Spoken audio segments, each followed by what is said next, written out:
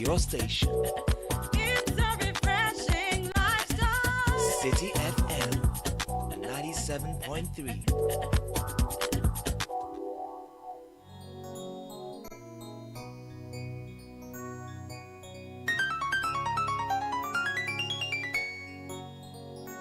Jesus, Udinu Yakazi, Ukwan and Fiapimia would a crow, meeting me Hunina Bema Woo.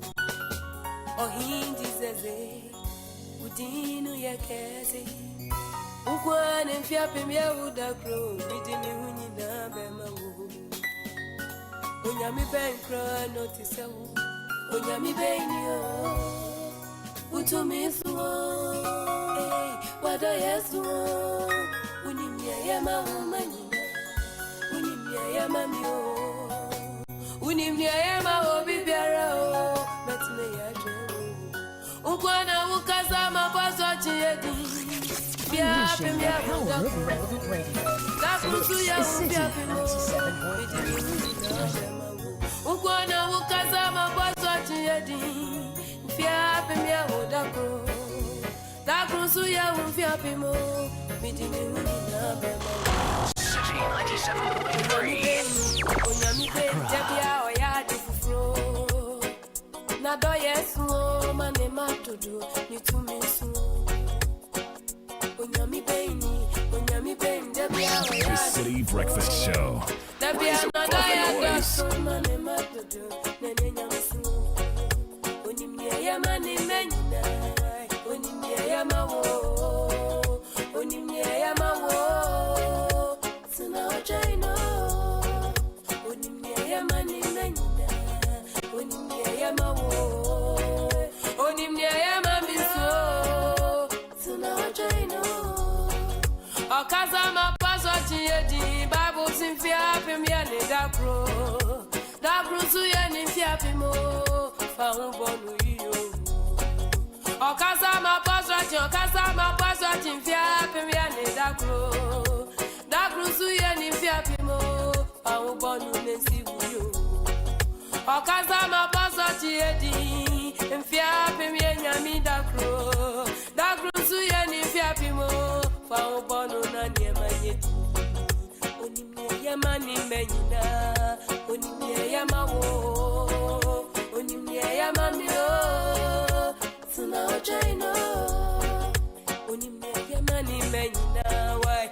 Onimye yamawo Onimye yamamiso Sina ojaino Okaza mapazo chiyedi Bible simfia pimya ne dakro Dakro suye ni fia pimo Waye bia mama hu Okaza mapazo fia pimya ne dakro Dakro suye ni fia pimo Waye bia mama hu Okaza mapazo chiyedi Mfia pimya ne dakro Dakro suye ni fia pimo Ema wabamu Okaza mapazo fia pimya ne dakro Dakro suye ni fia pimo Ema wabamu Esther Smith, Onyame Baini, 27 after 6. Wednesday, July 16, 2025. Good morning to you. Welcome to 97.3 Citi FM. We call this the Citi Breakfast Show. My name is Caleb Kuda. It's a beautiful song reminding us of the deeds of God and why He is reliable. And also, more importantly, why we can trust Him to come through for us. So if you woke up with your doubts flying out of the window, Esther Smith is beckoning us, drawing your attention to the fact that He is still a very good God. He's still very faithful. Everything you've heard about Him in the past, He's still able to do that now and even more later. So count on Him. We'll start the morning with some quick thoughts we call Business Sense, brought to you by Access Bank. Taking a few leaves from the notes of celebrated leadership coach John C. Maxwell, He has this book he calls Developing the Leaders Around You. And in this particular chapter, he says, Coaching a Dream Team.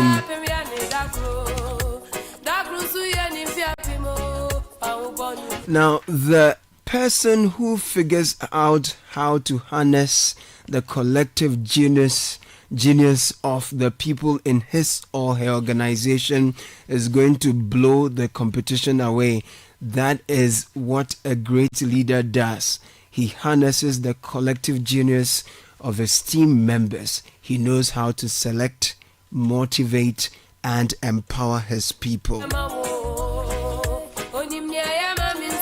The person who figures out how to harness the collective genius of the people in his organization is going to blow the competition away. That is what a great leader does. He harnesses the collective genius of his team members. He knows how to select, motivate, and empower his people. And Charles Franz is quoted here as saying, in dealing with the qualities of a dream team coach, you can buy a man's time, you can even buy his physical presence at a given place, but you cannot buy enthusiasm, you cannot buy loyalty, you cannot buy the devotions of hearts, minds, or souls. You must earn them. So we're looking at how to unleash the genius in your team and blow out competition. Great leaders know how to harness collective geniuses, how to work with different interests, different abilities, how to maximize all of them and optimize results. So if you're a leader, you want to be a coach, see yourself as a coach. If you're a manager, see yourself as a leader, and think about how you can maximize or bring out the collective genius in every individual, because every individual in your team has their own ability, they have their own talents, they have their own area of ability or strength that they excel at. If you're going to be a great coach, you need to know how to bring the best out of your team. That way you blow out your competition. Interesting thoughts from John C. Maxwell. Developing the leaders around you, brought to you by Access Bank. More than banking, certainly we're grateful to all the amazing coaches we have in our lives for bringing out the very best in us. For you as well, look out for the genius in your team and bring it out. Access Bank says if you've got great dreams for your business, they are happy and they are here for you. Access W, in partnership with WCI Forum, invites you to Istanbul, Turkey for a lifetime business experience you don't want to miss. For business leaders, entrepreneurs, investors, go-getters, Istanbul is calling. Premium International Business Adventure is happening from August 11 to 18, packed with B2B meetings, industrial zone and showroom tours, visits to top companies in construction, building and roofing materials, agriculture, medical equipment. It cuts across sectors, pharmaceuticals, furniture, hospitality. Just call and you get to know more. You also have the opportunity for shopping in Istanbul, sightseeing, and a Bosphorus yacht cruise. For double occupancy, 2,500 Ghana Cedi dollars only. I beg your pardon.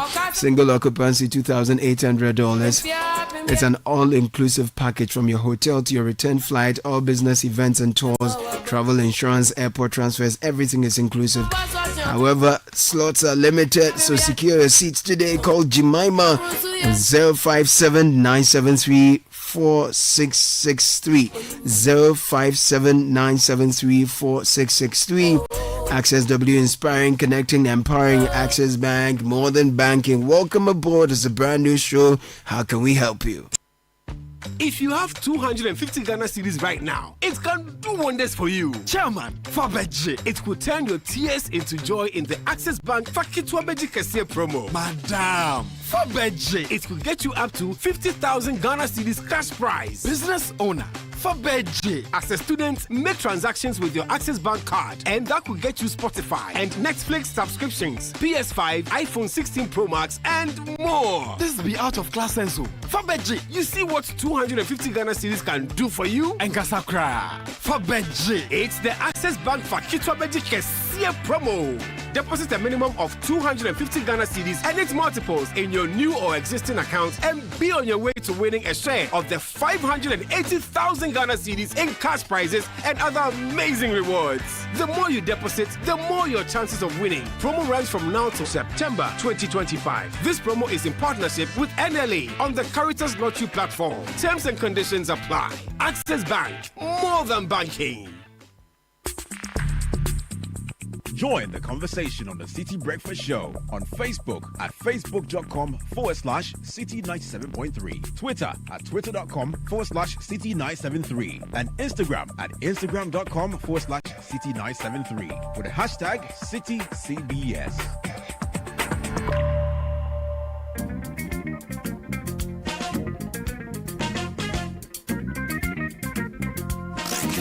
Unleashing the power of relevant radio.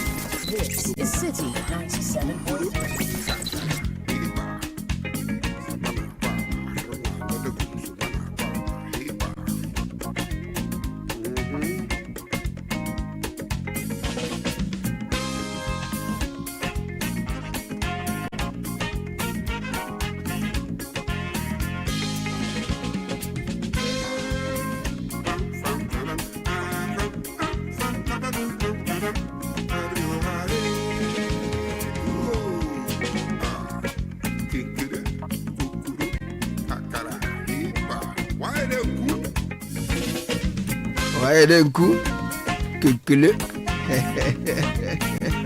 Listen, from the dreams of youth to the ambitions of adulthood, wherever you are on your journey, starting a career, building a family, growing a business, or planning your future, we are here for your journey. Every goal deserves the chance to flourish. With hard work, dedication, and a strong belief in yourself, the seed of greatness is within reach. So trust in the journey and understand that Fidelity Bank is with you every step of the way. Together, let's turn your dreams into reality. We're here for your journey. We know just the talk. We believe in you, so believe in us. Fidelity Bank helping us bring you the news review shortly.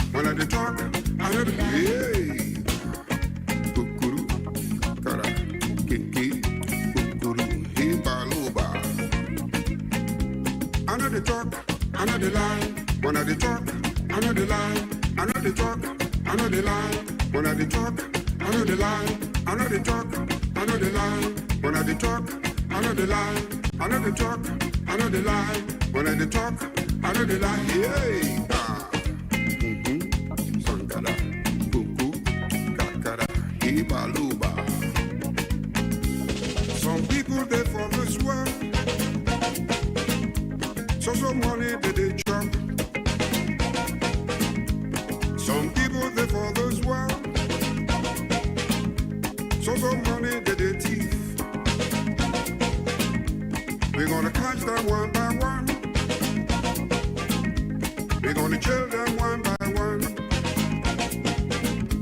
We're gonna catch them one by one. We're gonna kill them one by one. 36 after 6 newspaper review coming your way shortly. Bernardino Koku Avler joins us in the studio this morning. Good morning, Bernard. I'm here with Richard Sky. Yes, sir. Richard the last guy. Kakra Forsen. Yeah, Everybody's man. here today. It's a full team. Yeah, and so today what I want to do is... Yes. I feel like sometimes the front pages don't tell the full story. Absolutely. So for some of the newspapers, I'll go inside. Okay. And give you some headlines. But Okay. for some of the front pages. I'm reversing the order a bit. Sure. I'm starting with the BNFT today. Right. Dr. Tiahene, a friend of mine who's a financial guru, has written an article that says dual track model best for supervising virtual assets. So he's calling for principles and risk-based approach to regulate the crypto market. And then there's an August 15 registration deadline for these assets. I'm sure we can get more details on during the show itself. A few other stories: reinvest FX earnings locally to sustain gains. So the governor is telling businesses that if you've made a killing because the currency has appreciated, don't send the windfalls abroad. Reinvest it in the country right here, so that we'll all benefit. There are two stories that caught my attention this morning. Government to review IPP agreements. This is the agreement of independent power producers. BNFT page 3 is reporting this. And then there's an article here by lawyer Stanley Aholu on page 7 who says that the president too is caught between a rock and a hard place. You know, there's a brewing storm between shipping lines on one hand and freight forwarders who say shipping lines are charging too many fees. Yeah. So lawyer Holly has a carefully written legal opinion, and I'm sure Sky will be proud of how he sort of straddles the line between what the regulator must do and what the operators must also gain. It's a very good article. Then there's also another article on page 5 of BNFT. And I'm doing this so that when you buy the paper, you read it. Right. We won't do all your work for you. Read it. BOG's response, it's called BOG's FX intervention necessary response. It's also a feature on page 5 of the BNFT. And I see the ADB MD is also saying that Feed Ghana initiative is transformative. Yes. So Ato Sapon. Yeah, man. Ato Sapon is commending Managing Feed Ghana. Director. Yes, Sky. Okay, so let me take you to a number of newspapers. So if you go to the Herald newspaper, you have the Minerals Commission boss, Adamo CEO, and another drag to Iyoko. A businessman alleges $100,000 fraud, military intervention in explosive petition. Well, my understanding is that Adamos is rejecting the allegations as completely false and misleading. And this particular story is on a number of other front pages. If you go to the Daily Guide, it's there. If you go to the Ghanaian Publisher, it is there. If you go to the Chronicle, it is there.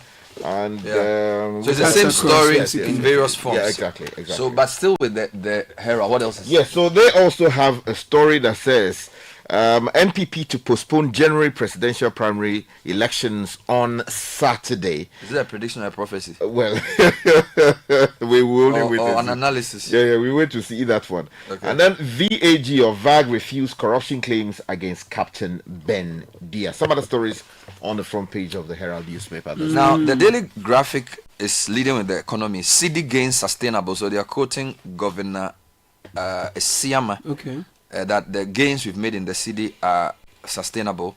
Then register all mining machinery by August 1. Interior Ministry issues ultimatum. Okay. President Mahama scraps fuel allowance for appointees. That's on page 13. Yeah. And then COA 72 undergoes clinical trials as anti-HIV drug. You know COA? Yeah. So they are going natural or something. Yes, this is the 72 version. Okay. The few other headlines have caught my attention. Reduced tariffs to reflect city appreciation. This is Paul Chumberima. And why competition policy law matters to Ghana 24-hour policy. So, our friend lawyer Apia Kusi Adomako. Why are you adding the lawyer? Remove the lawyer. It's not a title. No, but he became a lawyer only last year. Yeah. So I'm just trying to recognize it. Okay. Because I've known him as an economist, but now he's a lawyer too. So just for the purpose of today. Mention his name, then you say a lawyer. Okay. Apia Kusi Adomako, a lawyer. Yes. Has an article. Why competition policy law matters to Ghana's 24-hour economy policy. So I think it's a very good article written. Right. And then finally on the back page today, I'm doing a different kind of review today. I'm not just reading the screaming headlines. I'm looking for things that will give you pharmaceutical manufacturers to reduce medicine prices. Okay. So that's a very interesting headline as well. I'll give you. And then birth and death registry receives security papers, begin clearing backlog. Remember last month we read a story that a security paper for producing specific duplicates of So the pharmaceutical people say they'll reduce medicine prices, and birth and death have also received security papers. Beautiful. Let me take you to the Daily Guide. Mahama, we are told, has scrapped fuel allowance for appointees, but there's a nuance in there. There is. Also, on the front page this morning, Nana denies MPP confab delay plot, and Ghana Link refutes KIA broken scanners claim. Charlie, this morning they're refuting. So they're refuting. The Daily Gist says Doomsday levy kicks off today. How Akumsin breaks silence. I use pepper spray for self-defense. Chief Justice pushes for $10 million compensation at ECOWAS court, and then Akufo-Addo denies meddling in MPP confab, and then Sefa Kanyi bounces back after a long break. That's on the front page of the Daily Gist. Let me take you to the Ghanaian Times. Government secures $117 million for basic education reforms. Dr. Apak, the Deputy Minister for the sector, is here on the front page of the newspaper. Also, President orders arrest of rogue task force, and safety of meat not guaranteed unless sourced from certified facilities. So please, those of you who are buying meat, experts are saying that you should know where you buy your meat, and if you're buying it anyhow. Those who are also selling meat, who are butchers, we need to have standards. FDA must be a bit tougher on those abattoirs. Now let's go to the Ghanaian Point, we won't compensate buildings erected after road approvals. Now, road minister yesterday was on the Asuchari Junction to Asuchari Road. Yes. And some very interesting Kusumbu. roads as well. The Akosombo Ashaman Road. And he said a lot of things. We'll bring you details. This on page 600, the Ghanaian Point. National Security Coordinator promoted to COP is now COP Osman Abdul Razak. This story came yesterday and they are repeating it. Our scanners at KIA fully functional. Ghana Link is refusing, breaking down scanners. And then no more fuel allowance for all political appointees. President Mahama is also on the front page. The news center says Citi gains reflect policy sink. Comes with a photograph of the BOJ boss, but vulnerable to commodities price fluctuations. Also, we are told BOG's $1.4 billion Citi support in first quarter 2025 too aggressive. That's coming in from the IMF, according to the newspaper. And NIA registered some 190,000 persons within the first half of 2000. The Accra Times is very heavy on Parliament for some reason. Speaker praises Ghana's democracy at Francophone Forum. Strengthen parliamentary democracy, clerk to press core. Zaneto engages Queen Mothers on cultural preservation. And then Health Minister raises alarm over surge in non-communicable diseases. And then tackling petroleum sector crimes. MPA judiciary to prosecute offenders. So those are some of the headlines. And meanwhile, the big story is that more foreign grants for Ghana. And Memphis West MP reveals following the strong economic performance. Let me take you to the Chronicle. CDM condemns Ghana's abstention on a UN LGBTQ plus vote. Also, stop beating war drums in Kwewu. Chiefs are telling journalists who are reporting on this particular matter. And rejecting top-bottom tyranny. MPP must reclaim its soul. That's coming in from Kotoma. The Informer says, Kotiaba election, Interior Minister warns troublemakers. Now, there's something called the Ramadan Rice Saga. 4 accused granted 800,000 CD bail. Meanwhile, conference will proceed. NEC declares after considering petitions. Joe Osewusu is photographed here. And then go and sin no more. MPP pardons Sekwe Free. Meanwhile, coalition tells government to punish political galamsey kingpins. Indeed, this morning, Citi News is reporting that the AG has asked Yoko to investigate 2 high-ranking NDC officials for their alleged involvement in galamsey. So the government is responding to this call with that letter from the AG to the IOCO. So that story is big, Sky? Yes, the final newspapers from me, the Ghanaian Publisher and the Custodian. The Ghanaian Publisher has a story about the Ghana Link. And then also Mohammed's D-levy takes off today. And President Akufo-Addo also denying MPP's Congress interference. If you go to the Custodian, 4.5 billion Ghana cedi per gallon Doomstore levy starts today, just in case you forgot. It is happening. And Minority calls for fair, accurate media reportage. And some other stories here, including health, strengthening Ghana's democracy, coming in from my good friend, the Clerk of Parliament. So if I take you online quickly, on Galamsey, Attorney General Bernard Asiure directs Iyoko to investigate Abanga and Yamin top NDC officials, and then also Galamsey devastation and national emergency. This is President Mahama speaking. And then also deliver on flat duty pledge. So I'm a spare parts dealers urge President Mahama. Government will only fund fuel for official duties. Presidency clarifies.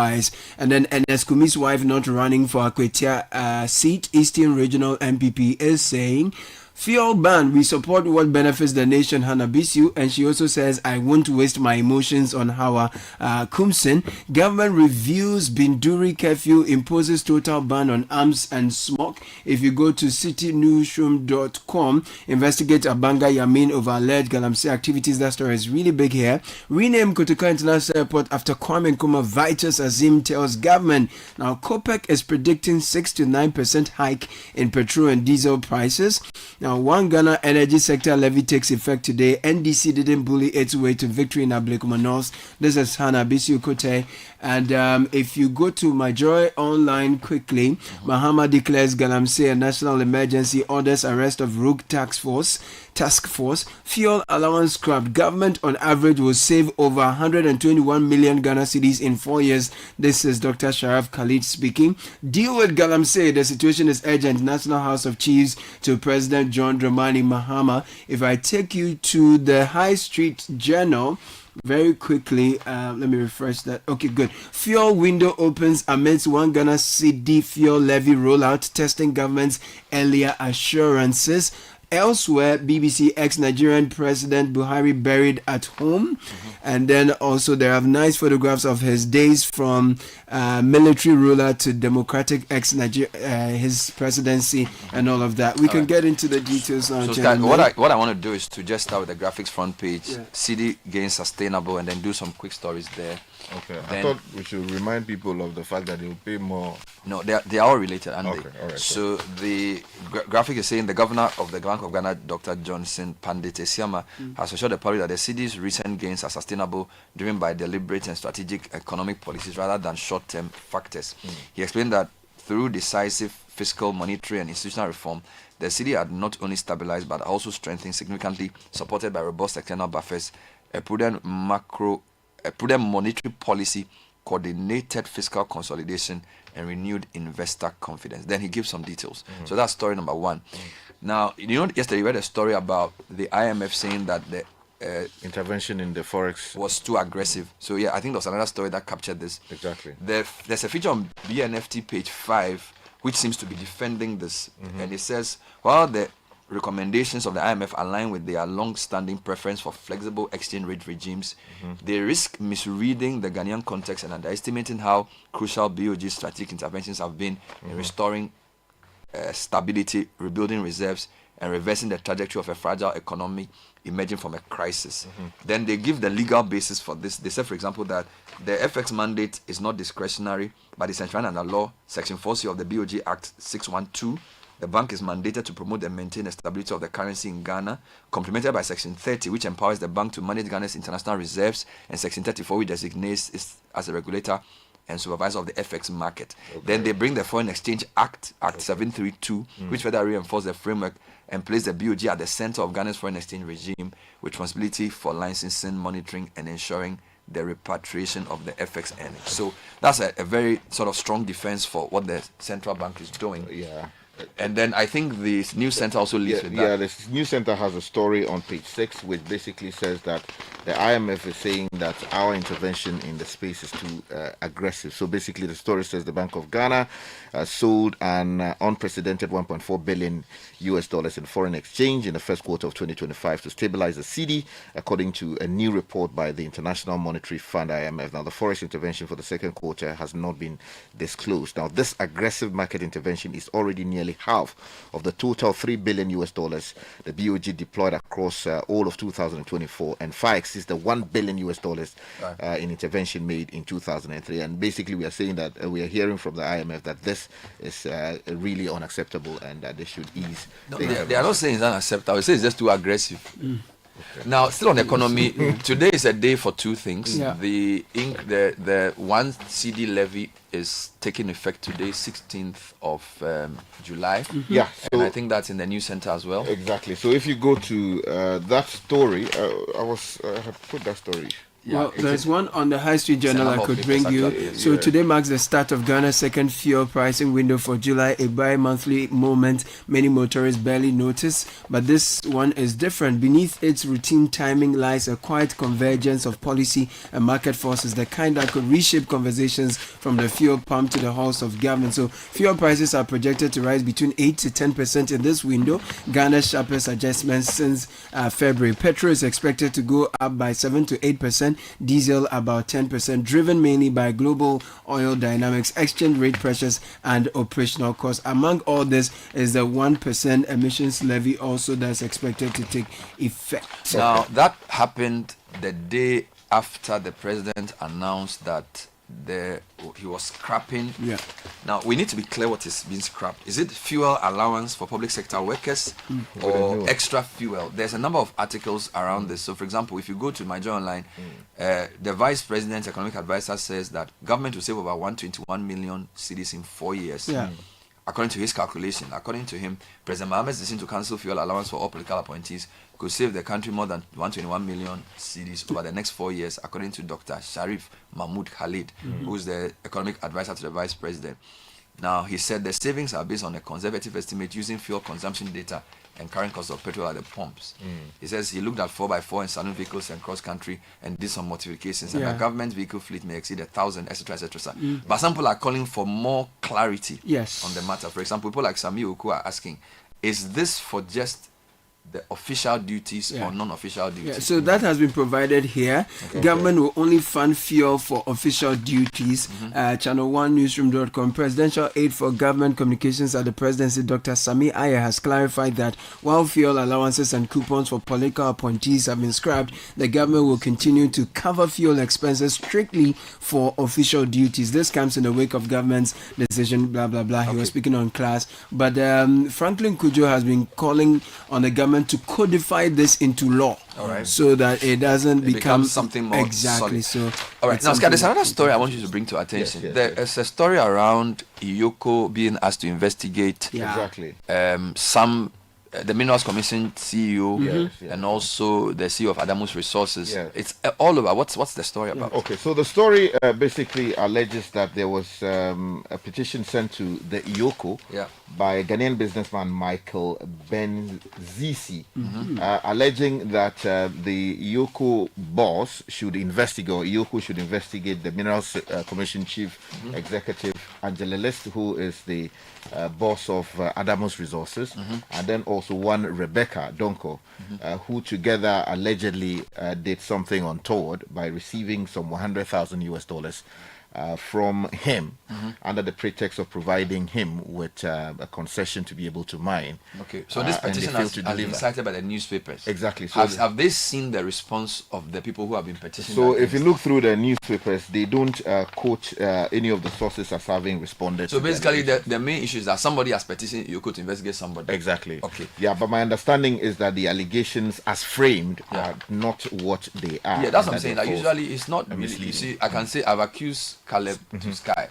We also have to hear Caleb's response. Then we have a full story. But usually the way the petition is put out, it's of course if you don't manage it, well, it looks like it's an admission of guilt. But that's not what it is. Now there's a controversy brewing between Shippers Authority and shipping lines, and I'll bring you two angles of this. If you go to my journal line, Shippers Authority blocks arbitrary fee hikes with new regulatory powers.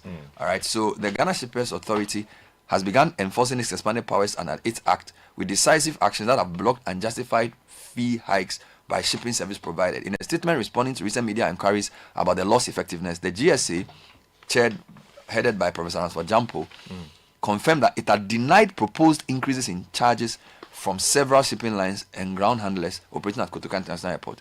These rejections followed thorough reviews which found the justification for the proposed fees to be unsustainable. Now, of course, the background is that freight forwarders and co have complained about the shipping lines and what they describe as arbitrary fees. But there's a very good article here on page 7 of the BNFT where lawyer Stanley Aholu is urging everybody to act in good faith. He's basically saying the president is caught between a rock and a hard place in this dispute, and he actually traced the dispute to September 6, 2016, where at the time the transport minister was also caught in that dispute between the freight forwarders and the shipping lines. And it looks like President Mahama is also caught in the same. He's asking for an all-inclusive stakeholder approach to deal with the matter thoroughly. So that's in BNFT page 7. Let me take you to page 12 of the Ghanaian Times. I want to draw your attention to two quick stories. The first one says government secures $117 million for basic education reforms. You know, yesterday the minister for the sector said they were stopping teachers' licensure exams and directed that the relevant authority should take steps to bring it to a close. This one says the Ministry of Education, according to this report by Cliff Ekufu, has secured additional funding of some 117 million in the delivery of basic education reforms under the Ghana Accountability for Learning Outcomes project. So if you're interested in that story, please grab a copy of the newspaper. The second one concerns you and I, Bernard. Safety of meat not guaranteed unless sourced from certified facilities. Now the story is by Abigail Anoy. It says Ghanaians have been warned against sourcing their meat from all manner of places. Now at a seminar held yesterday to mark World Food Safety Day, experts maintained that the safety of meat can no longer be guaranteed unless it is sourced from certified facilities and has passed proper veterinary inspection. Now, they included Dr. Francis Konedu Ampretum, lecturer at the School of Veterinary Medicine, University of Ghana, and it mentioned. Let me give you two quick ones. Still on health, pharmaceutical companies and manufacturers to reduce medicine prices. This is back page of the Daily Graphic. Members of the Pharmaceutical Manufacturers Association have unanimously passed a resolution to reduce the prices of selected locally manufactured medicines by 5 to 15% with immediate effect. This resolution, agreed on during their PMAG general meeting on June 12, was in recognition of the appreciation of the Ghana cedi against the dollar and other international currencies. Statement signed by Dr. Samuel Tobin said, the result of the appreciation of the cedi is a reduced cost of import of raw materials and packaging materials, and finally, reduced production costs to the pharmaceutical manufacturers. And then, government is also to review IPP agreements. Page 3 of BNFT says, Director of Power of the Energy Ministry, Solomon Ajete, has stated that government is actively reviewing agreements with independent power producers to ensure fairness, transparency, and financial sustainability in the energy sector. So on the Ashaman Akosombo Road, the contractors are to face sanctions over poor maintenance. The road minister mentioned this earlier, but he also gave the go-ahead for billboards to be cleared. But I'd imagine that advertising billboards are obstructing the progress of the work as well. I used that road on Saturday to Bong, and I can tell you that there are too many billboards. That road needs urgent work. But he also says he will not compensate buildings erected after road approval. Correct. So Governor Kwame Agboja has been on the road. Yes. And we are hoping to see more action. Okay. Yes. And we want our road also built in Sawam. But it's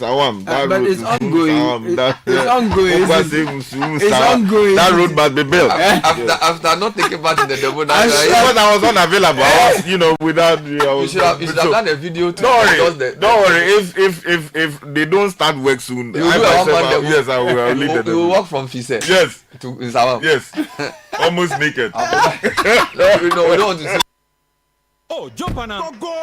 Ugomi, at what time will you come back where I don't hear the sound of your car? Why you buy new car? No, I don't change my car. It be the same, right? It be the fuel way I change. Way one shouts it. Ever since I started using the all-new Excellium Premium Fuel, fortified with 3-in-1 action. Oh, Joe, now my car they run like electric car. No, it's so. This is the type of fuel where they want to. Cause now engine they cost. Where they want for way if I buy it, it go protect my engine. And with the small way I buy, I go drive, sir. Absolutely. It's like strapping a turbocharger to your engine and giving it a protector. And what they bust my mind, Seth, be the 3-in-1 action, no? Excellium, they prevent up to 99% of deposit. It be anti-wear, some be anti-corrosion. Won't pay when I open there. Hey, so where can I find this magical fuel? Just head over to any Total Energy service station and your car will thank you. Hey, then make a finish my gobe fast, then rush go Total Energies. My friend, but why your hand my gobe inside? I give you info. Make a fill the gobe too small. Go.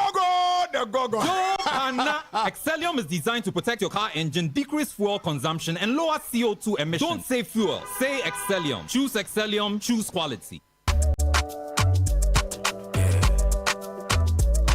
Let's go. My body, when you wake up in the morning, and you know the money calling. Oh, you go work.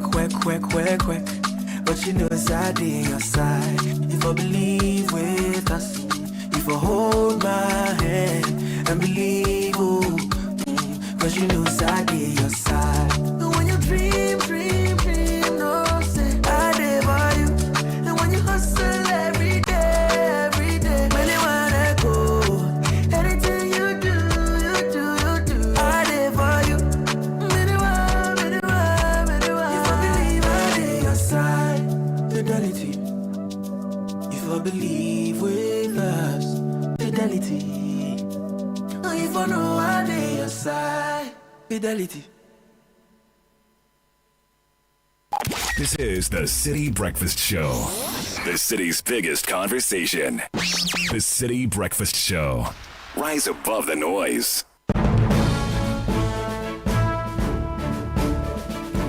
As 1:07, Nashika Caesar is in the studio in her red, beautiful jacket, ready to serve you the breakfast edition of the Citi Business News, proudly brought to you by EcoBank and MTN. Now, where you headed today? Just here. Allah. No, Kuyi. Medasi. Hello and welcome to the breakfast edition of the Citi Business News, proudly brought to you by MTN Goil and EcoBank. I'm Nashika Caesar. Coming up, International Monetary Fund calls for stronger bank resolution laws after court blocks BOG actions. Also coming up, Chamber of Petroleum Consumers COPEC calls for scrapping of taxes on petroleum product amid one city fuel levy which takes effect today. And later, local farmers can heave a sigh of relief as President Mahama promises 70% of world market price for their produce.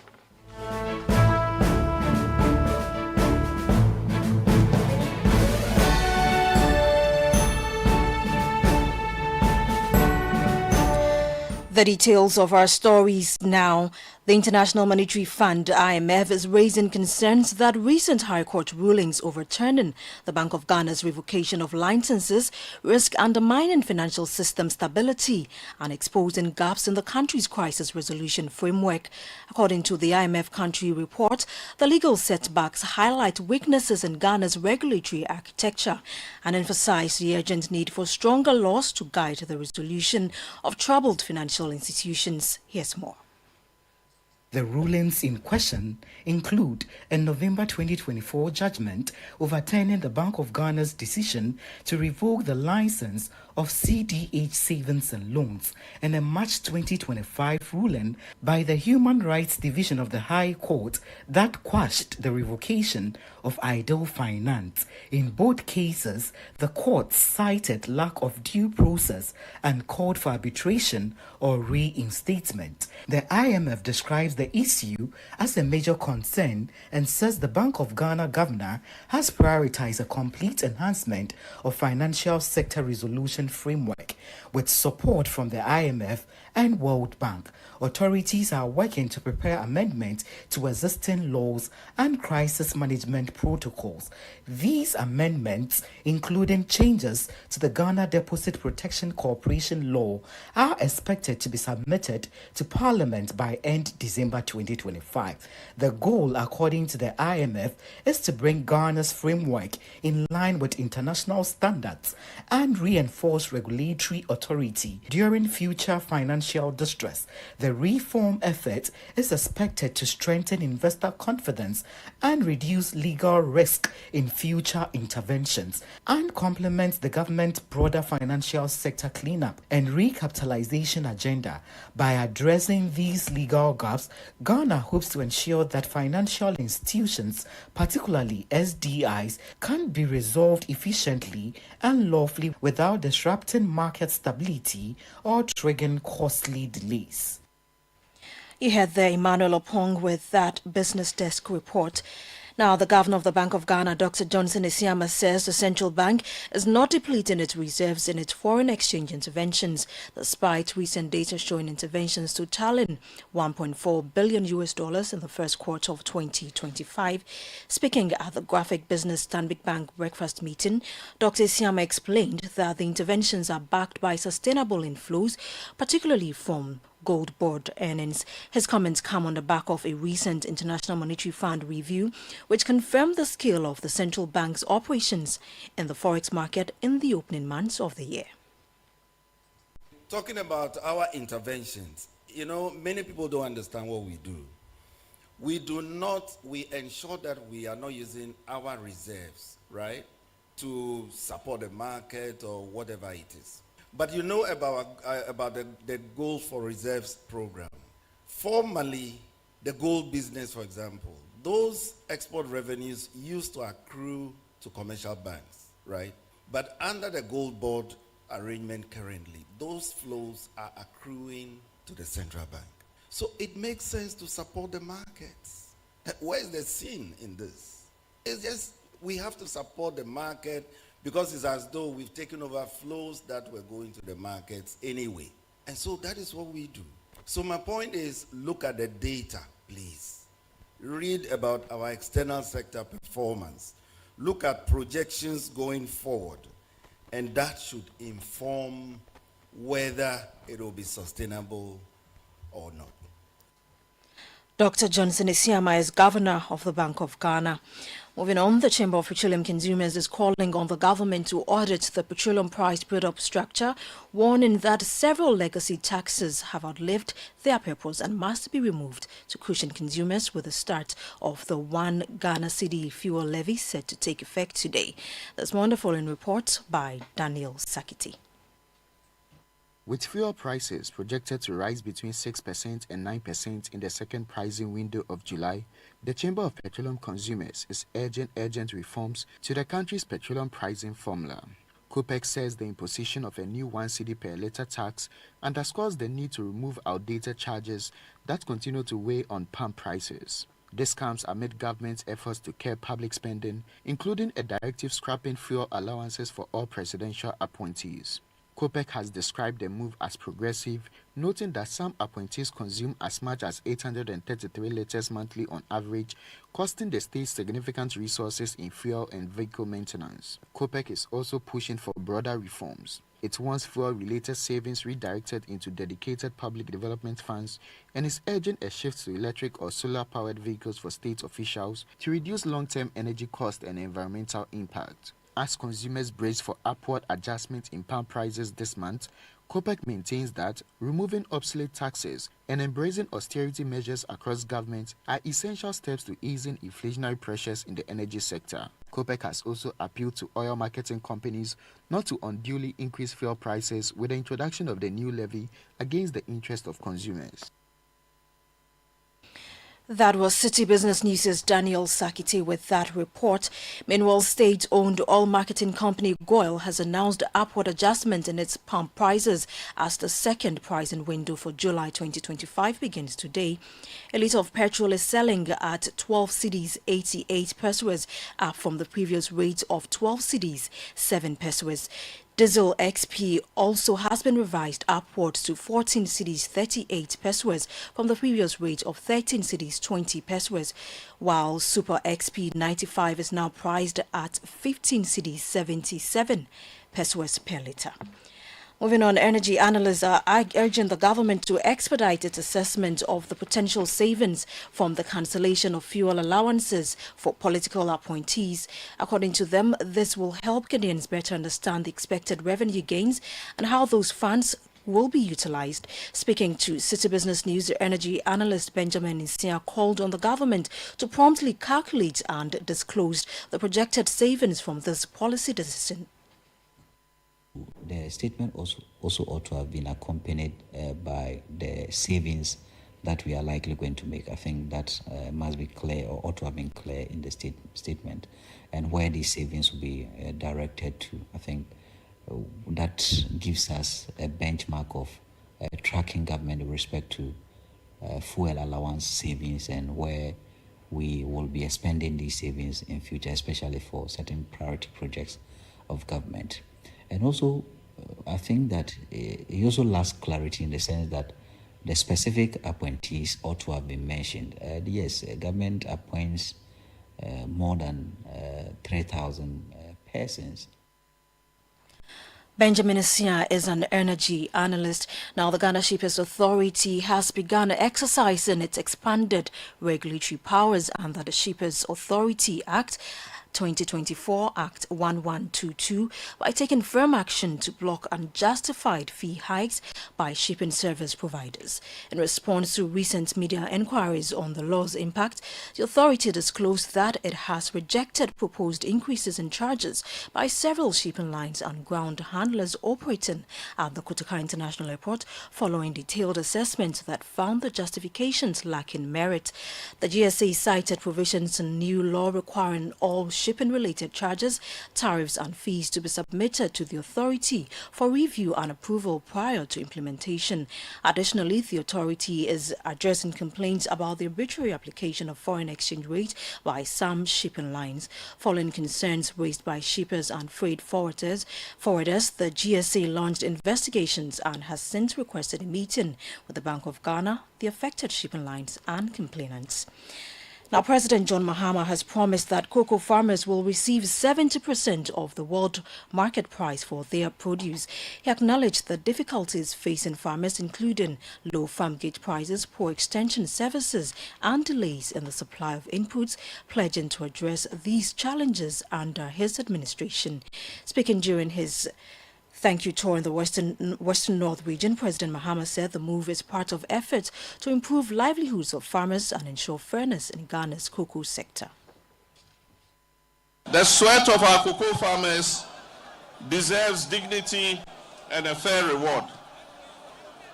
We've also restructured the cocoa rehabilitation program, especially in Bia and Dwabosu areas, where swollen shoots and old trees have drastically reduced cocoa yields.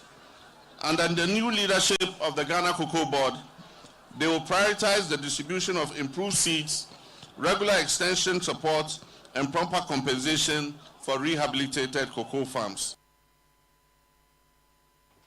That was the voice of President John Mahama. Now, on the interbank market today, the dollar is going for 10 cedis, 40 pesos. The British pound is also going for 14 cedis, 7 pesos, while the euro is going for 12 cedis, 16 pesos. And that's it for the breakfast edition of the Citi Business News, proudly brought to you by MTN Goil and EcoBank. I'm Nashika Caesar. Many thanks for your company. Do have a great business day. Charlie, where are you? Boss man, I'm at the bank. Really? But your car is in front of your house. Bro, my bank on my phone, Charlie. Oh, how? EcoBank, bro. With EcoBank mobile app, I can do everything, anywhere, anytime. Listen, I just checked my account balance, paid Ahmed's school fees, and sent money to my grandma at Wale. Oh, wow. Wow. Massa, just download the EcoBank mobile app from the Google Play Store or the App Store, or dial *770# and be your own bank manager. Manager. Whether to pay bills or fees, to check account statements, send money across Ghana, abroad, and more, EcoBank mobile app has got it covered. EcoBank Mobile, making everyday people live everyday lives the EcoBank way. EcoBank, the Pan-African bank. It's your day off and you end up looking after the baby while your wife goes off to work. You realize you have no idea how to change a diaper, so you video call your wife. Hello, darling. Hello? Kojo, is everything all right? Everything is not all right. I'm not seeing Topo. How do I change a baby's diaper, please? Kojo. Okay, first, put the diaper. The video call freezes. While you wait for the internet to catch up, the baby sprouts a fountain and wets the diaper. As you are getting a new one, your wife comes back online. Kojo, no. But I have to go and get a new diaper. What must I do next? I beg, quick. Open the front of the diaper. It's the side that has... Wow, look, the video freezes again. Abba. By now, you know where the conversation is going. There's no buffering in real life, so why accept it from your internet connection? Get connected and experience ultra-fast internet to your home, powered by MTN Fiber Broadband. From the Internet Masters. MTN, everywhere you go. This is the Citi Breakfast Show. The city's biggest conversation. The Citi Breakfast Show. Rise above the noise.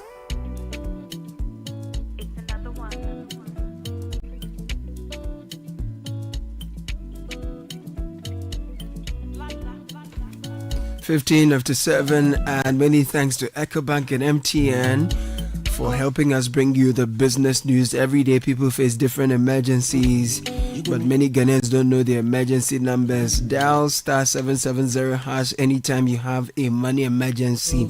It's EcoBank's special way of coming to your rescue anytime you need instant access to loans, fund transfers, utility payments, airtime, and data purchase. And guess what? Even if you do not have data, with *770#, EcoBank will come to your rescue. So do not panic when you have a money emergency. Just dial *770# now for solutions to your money emergencies. EcoBank is the Pan-African bank.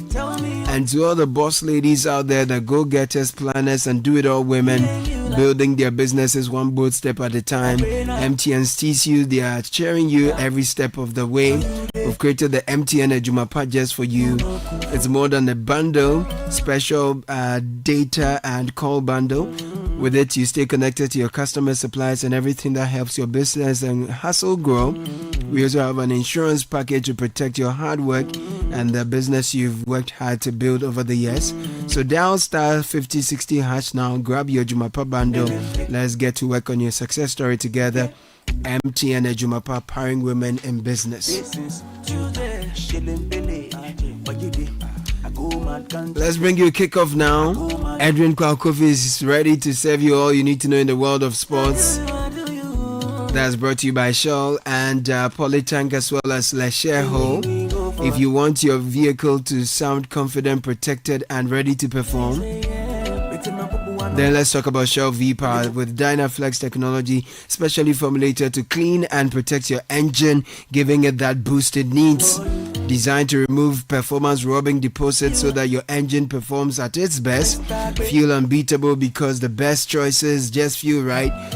Feel the feeling with Shell V-Power. Shell, go well.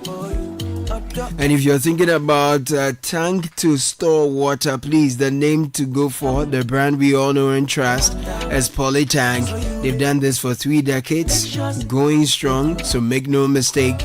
Always go for guaranteed quality. Durability is always assured no matter the size you go for. You get Polytank at the same price across the country at Polytank partner shops. Do not fall for calls for you to pay for to make payments online. Polytank does not ask for that. And the Lesheho Don't Come campaign has come to you because you deserve financial peace. No matter your expense, we have the right loan to meet your needs, whether it's education, rent, or unexpected expenses. Call or WhatsApp Nana on 02700 4799, 02700 4733. We'll make life easier like that. The shareholders improve life. Edwin Kofi right away. Good morning, Ed. Good morning, Caleb. It's Wednesday. I'm good. And it's Wednesday morning. Welcome aboard to kick off on the City Breakfast Show with me, Edwin Kofi. Coming up. Under sports and recreation, modern sports stadia are to be built for the 6 new regions and other regions that do not have them. We'll hear more from President Mahama on his plans to improve sporting infrastructure in the country. And later, this lady, Chantel, the lady is so superb. What a quality that we have in black women. we'll also hear why Hazaka's ladies Evelyn and Siansare is so excited about one particular Black Queens player. More on kickoff, which is powered by Shell Go Well, Politangana, and Lesheho. Let's improve life.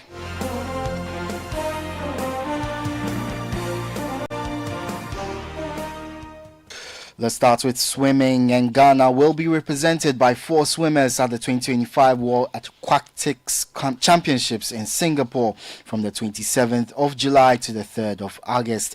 Team captain Abeku Jackson leads the charge, competing in the 50-meter and 100-meter butterfly, as well as the 4x100-meter mixed freestyle and medley relays. The communications director of the Ghana Olympic Committee, Benjamin Willie Graham, says the GLC is confident of providing the needed support to ensure Team Ghana has a successful outing. Away from that, President John Dramani Mahama has reaffirmed plans to build sports facilities in the 6 recently created regions and others without stadiums. Speaking during his thank you tour in the Western North region, President Mahama revealed that initial talks are ongoing with the Minister for Sports and Recreation to begin designs and planning for the projects. Under sports and recreation, modern sports stadia are to be built for the 6 new regions and other regions that do not have them. As I speak, the Minister of Sports and Recreation is overseeing the design of modern sports stadia for the 6 new regions and the regions that don't have them. And so Western North is going to receive a modern sports stadium. That was President John Dramani Mahama. To women's football now, and Black Queens forward Chantel Louise Boy Loka says she felt nothing but excitement and gratitude after receiving her first call-up to represent Ghana. The England-born striker has made an instant impact, featuring in all 3 matches of her debut tournament and scoring and assisting in Ghana's crucial win over Tanzania. She says she always believed she could help the team, adding that she's grateful for the opportunity and the exposure this tournament has given her. Excitement, first of all, but I'm grateful for the opportunity, most of all, that's what overpowers any emotion. And then from there I knew that I can help the team with my experiences, with being from Europe, the football, the exposure that we've had out there. So I can bring a different style, a different level, different experiences into the team, try and bring some knowledge and also gain knowledge from the girls here as well, because it's different football. There's a lot of raw talent out here. The voice of Black Queens forward Chantel Louise Boy Loka. Staying with women's football, and the CEO of Hazaki's ladies, Evelyn Nsiasare, believes the Black Queens can go all the way to the finals of the WAFCON if they replicate their second half display against Tanzania. Ghana sealed a 4-1 win to reach the quarterfinals for the first time in 8 years, and Evelyn Nsiasare was full of praise for the team, especially forward Chantel Boy Loka, whose leadership and quality, she says, are key to the squad's success. And then let me say that this lady, Chantel, The lady is so superb. What a quality that we have in black women. It's been so many years that we can have this such quality. The lady is good. The precision, the attack, the technique in passing the ball. Anytime you see that the girl is crossing the ball, she is having someone that she is putting the ball to. So it was a very good thing for us. Well, Evelyn Insia Asare, who was speaking there, also says she has complete faith in the Black Queens ahead of their upcoming quarter-final clash with Algeria. But when we speak about this continent women football, it has always been Black Queens, Super Falcons of Nigeria. What really changed? Even this time that we are having 12 teams, if we cannot qualify, then it is a problem and it has been on the managers of our football in Ghana. Because you see that we are wearing the jerseys, Puma, and our boots and other things are Nike, and then Puma Nike. This time there is nothing like Puma Nike. We are Puma and everything about Black. So what is left for us to do well? The thoughts of the CEO of Hazakes Ladies, Evelyn Insia Asare. Let's head to Europe, and former Liverpool winger Jermaine Pennant believes the Reds could become the English Galacticos if they manage to sign Alexander Isak from fellow Premier League side Newcastle. This follows reports of Newcastle bidding for Hugo Ekitike, with Liverpool also showing strong interest in Isak. Pennant says the Swedish striker's arrival would be massive for the club, making them title favourites and reducing their heavy reliance on Mohamed Salah. Well, what you're looking at now, you're not so much relying on Mo Salah for his, 25, 30 goals a season. That gets you. He's going to be able to relieve a little pressure now because you've got a man, Isak, over the last 3 years, he's scored, in the 20s. Yeah. You've got Cody Gakpo, who can also score goals. We know, I think he got double figures this last season. Yeah. Bringing in Wirtz, who can score goals, who can assist goals. So there's a goals in there in abundance, and that's what makes Liverpool scary. And if they keep Diaz as well, he got 13 goals last season. Yeah. So you're looking at just an absolute mammoth of a firepower going forward. You heard former Liverpool winger Jermaine Pennant. Now, City Sports reporter Yao Ejim-Mensah says he isn't too enthused about forward Victor Gyökeres' impending move to Arsenal.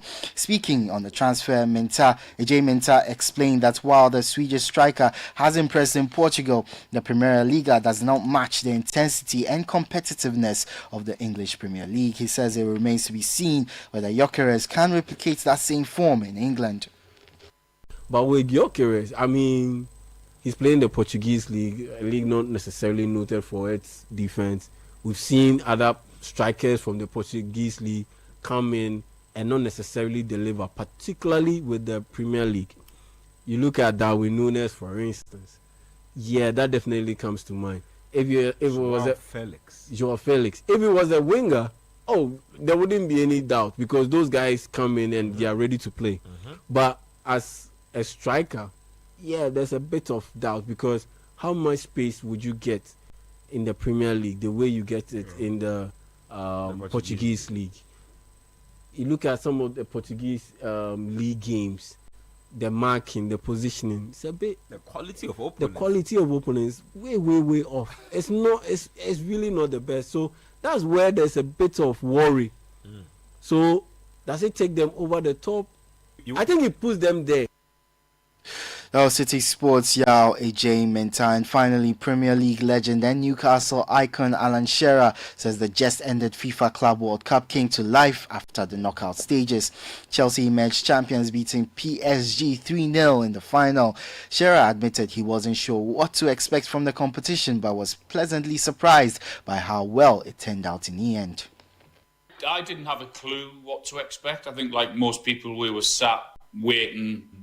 I felt as if it was pretty much expected, a bit slow. Some of the games in the early were tedious, there's not a lot of fans there. But once I think we got to the knockout stages, then I think it ramped up, there's no doubt about it. And you tried telling, I don't know, Al Hilal or Fluminense or Chelsea that it wasn't a successful tournament. It's been huge for those guys, and absolutely, you know, as a player, once you're in a competition, you want to win it, and you could tell that they were in a serious business, and I think it has been a big success in the end, because I didn't, as I said, I didn't know what to expect. Well, that was Premier League legend Alan Shearer, and that's the latest in the world of sports. For more on all these stories, visit citysportsonline.com. Kickoff is powered by Shell. Shell Go Well. Politangana. Eleshehu. Let's improve life. I am Edwin Kwakofi. The City Breakfast Show with Bernard Avle continues.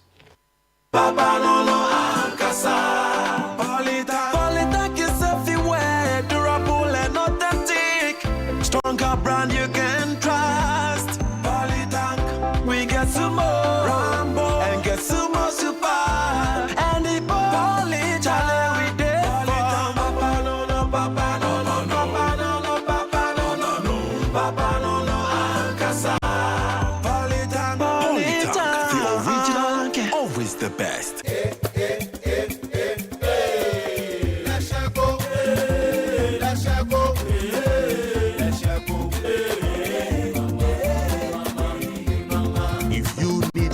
Services, innovative financial solutions. We deliver on our promise, cause we are number one. Let's share go, we improve your life.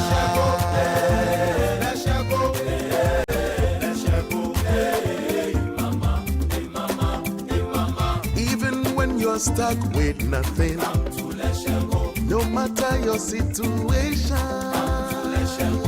let's share go, we improve your life. Let's share go, hey, let's share go, hey, let's share go, hey, mama, hey mama, hey mama.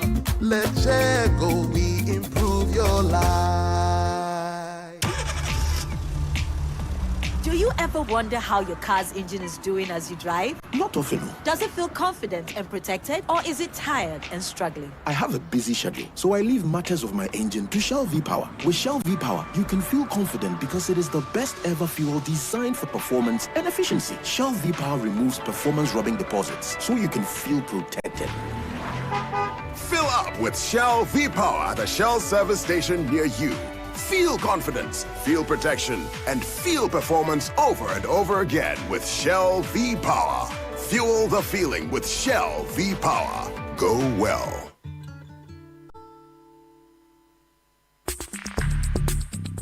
Join the conversation on the City Breakfast Show on Facebook at facebook.com/City97.3, Twitter at twitter.com/City973, and Instagram at instagram.com/City973 with the hashtag CityCBS.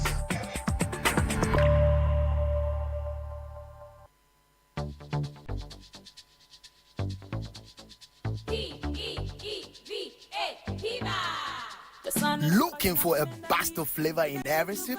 Discover the refreshing taste of Piva beverages. Enjoy the classic Piva Cola flavor, perfect fit anytime. How about a fruity adventure? Try our delightful Piva orange fruit drink packed with recognized citrus flavor. Craving something exotic? Our Piva cocktail fruit drink brings the tropics to you. For a sweet and juicy treat, grab our grapefruit drink and don't miss out on the refreshing Piva Tangerine fruit drink, bursting with tangerine flavor. Piva Cola, Piva Orange, Piva Cocktail, Piva Grape, Piva Tangerine.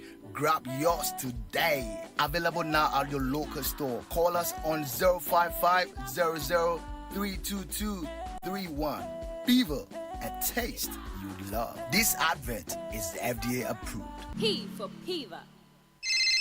Oh, Joe, it's 3 a.m. What now? Ya tisubiomo, ya tisubiomo. Kojo, not again. It's 4 a.m. What's now? Sorry.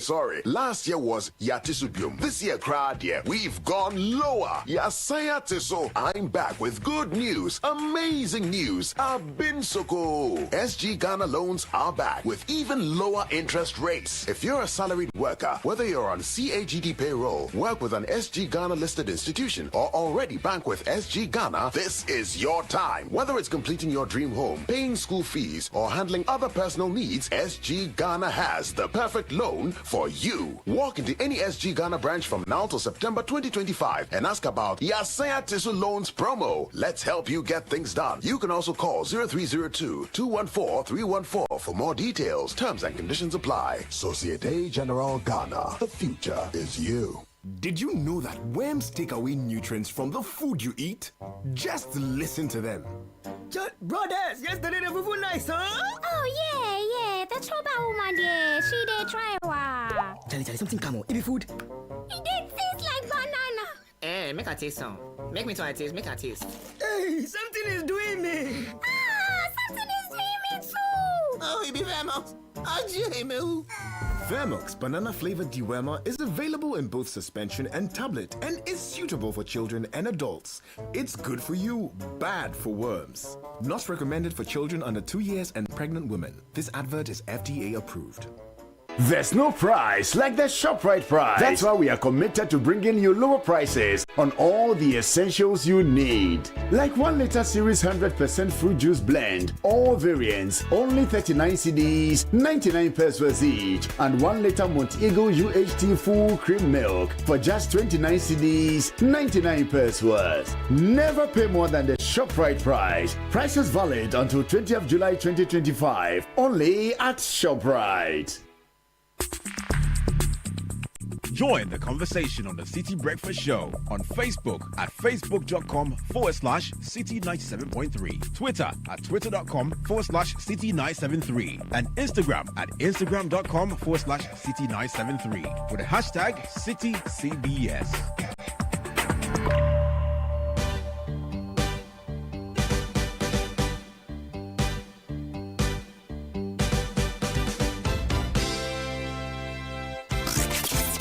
The power of relevant radio.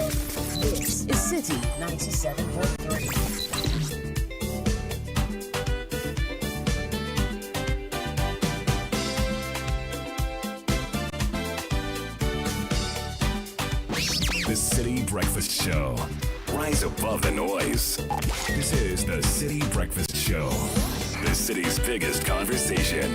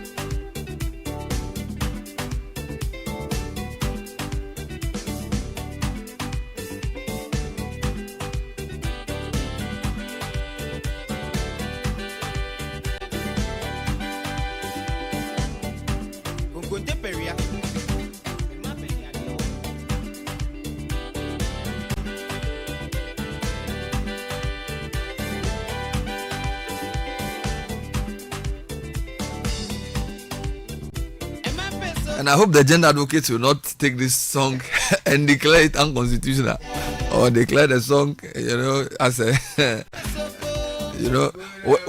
where the world has reached now. I won't be surprised if people file a class action against this song. Yes. Now, why are we saying that Mbappe Zuku? I know someone who can likely do this. And they'll say that this song is even anti-affirmative action and it's a misogynistic song, and that's why should we say Mbappe Zuku?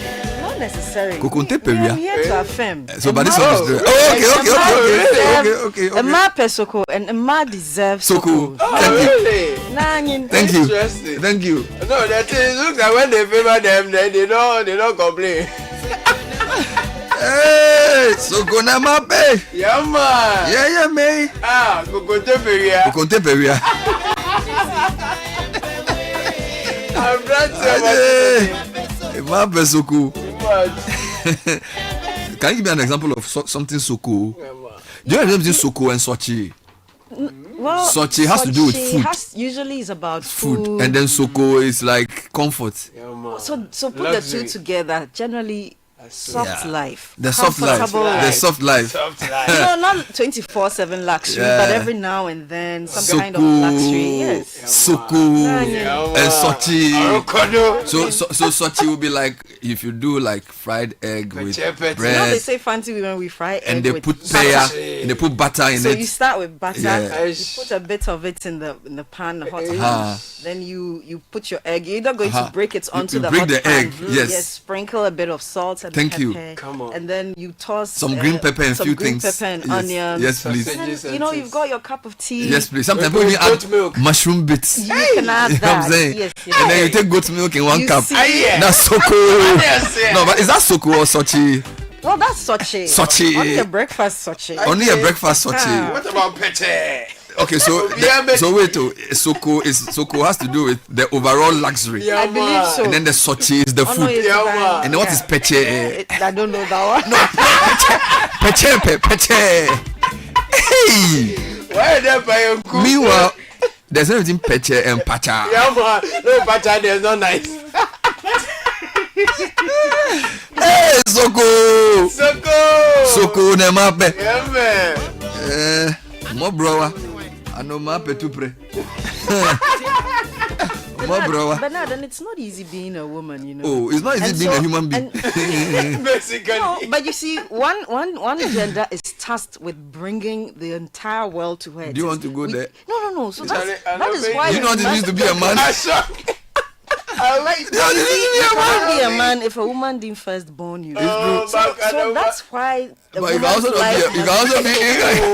you cannot be a woman if a man didn't impregnate you. Well, we'll have to get into the science of that. But I think being a man is tougher. To be a man, you see, because men are out there, and you know, we live in a patriarchal society, and men are out there. Are you sure we live in a patriarchal society? We live in a patriarchal society. I read a book written by a man who says that the whole concept of patriarchy is a smoke screen because women control the world by control of 4 critical places. Thank you. They control the kitchen, they control the womb, they control the bedroom, and they control the pocket. But the boardroom is not. But men control nation state. Men control global finance. But they all have women who control them. According to what extent? The control of men is more structured. Yes. The control of men is more structured. Yes, in and the control of, you see, that's the thing. The one that has no structure is more powerful. Not necessarily. So they say they control the crib, they control how kids are raised, they control the kitchen, so they can use starvation as a tool. They control the bedroom, and when a man has, it's a big issue. but come back to in a capitalist world where it's about resources, it's about wealth, it's about money. Men control all of that. But women control the men who control the world. That's the argument. The argument is that so whether it's capitalism or socialism, women are in control. That's arguable. So men, and even says all the wars that are fought in the world, they are fought over water resources or women. But so if women were in control, then why does the financial metal of the world sit with men? Only to be used by women or on women or for women. Men use their resources for their own interest. They distribute it. They use it to get more women. So who's stopping the money then? Is it the men or the women? The money, but who is controlling it? But if you are the one benefiting from the money, you are the one controlling it. But he doesn't benefit. He thinks it's an illusion of benefit. It's the woman who's benefiting. That's still debatable. Listen to this song. To be a man, to be a husband. Now, wow, to be a husband.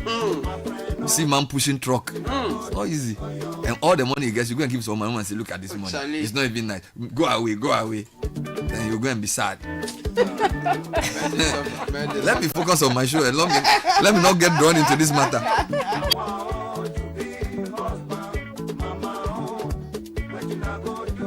Meanwhile, today, the government has not announced it, but it's very quiet. The 1 cedi per liter levy, is happening quietly.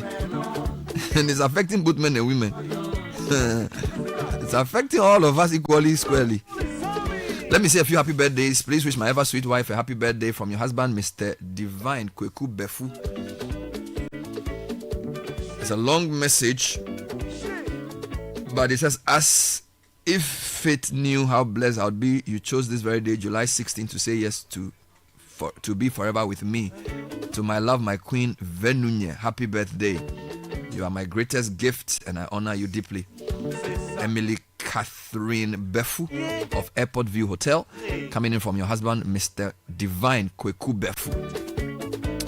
Happy birthday to Emmanuel Mate, partner audit of Deloitte, and Maria Shan of the audit department as well, and to Daniel Obinga Samoa of strategy, risk and transaction department, and Precious Kusi of the tax and legal department, from your country managing partner Daniel Kujo Owusu and all staff of Deloitte.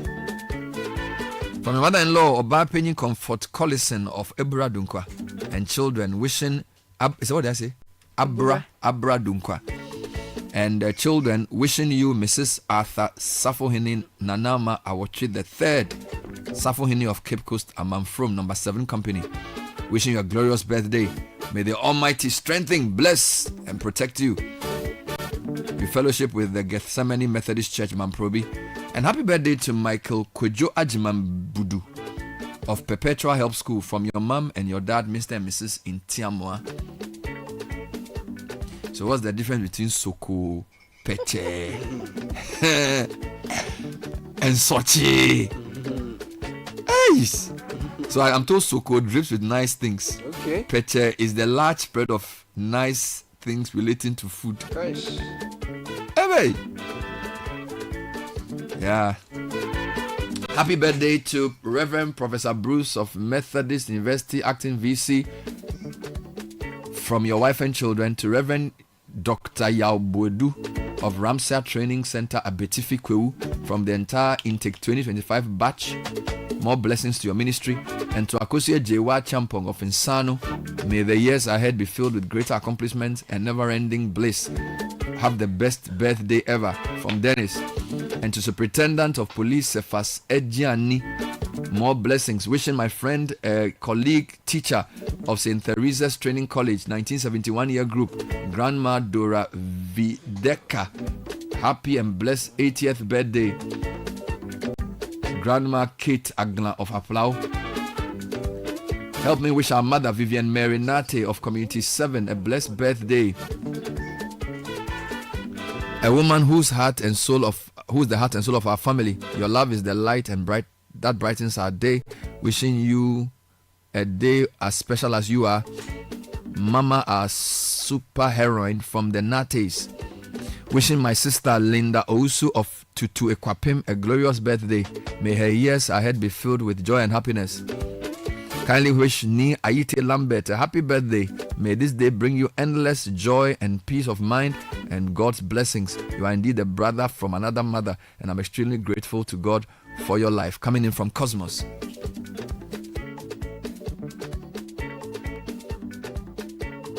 So before we get into the fuel price hike, before we get into the other issues, which gender has it tougher? According to Francisca, women deserve Soko because it's tough to be a woman. It's tough to be a woman. I say it's tough to be a human being. All of us are suffering. As a gammon say, we are all. But there are certain sufferings that are exclusive to just women. If you take menstruation, every month we are going through a situation that is similar to heart attack that a man gets, and we go through from 2 to 5 days. Every month, and we still work, we still carry on with our daily activities. Yeah. And then you have childbirth. Yeah. Okay, so the whole process of childbirth, 9 months. The pain. Before you even get to labor, 9 the whole months. thing. Yeah. 9 months of your body going through all kinds of changes. Yeah. 9 months of becoming fat, your husband is probably not going to look at you the same. So there's that psycho-emotional bit of it. And then you have people go through hours of labor to bring a child into the world, whether a female or a male.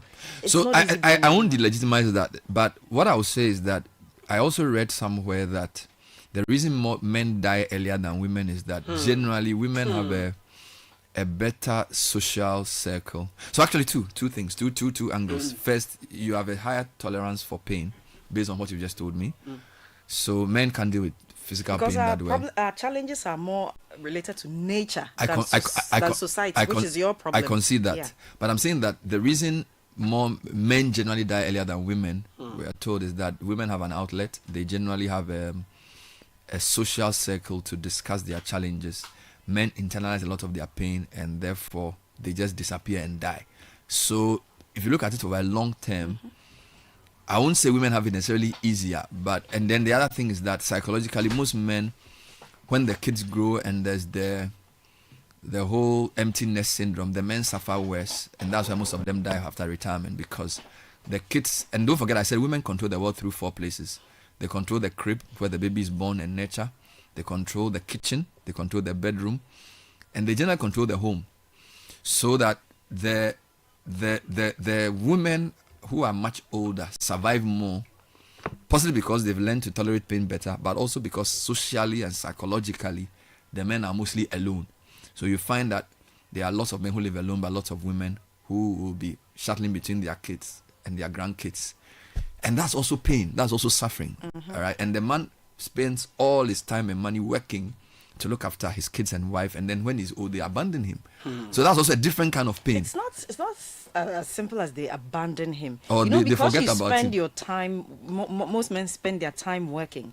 They don't have the time to build those relationships, those connections with their children. Yeah. And so the children move on, but because they spent more time with their mothers, Yeah. they still have that cord, that link to their mothers than But sometimes their too, fathers. it's the women who manipulate the situation to Oh, of favor course. themselves. I mean, you And the can't other deny point is that. that the man is working because he wants, because of course the man expresses his love through giving.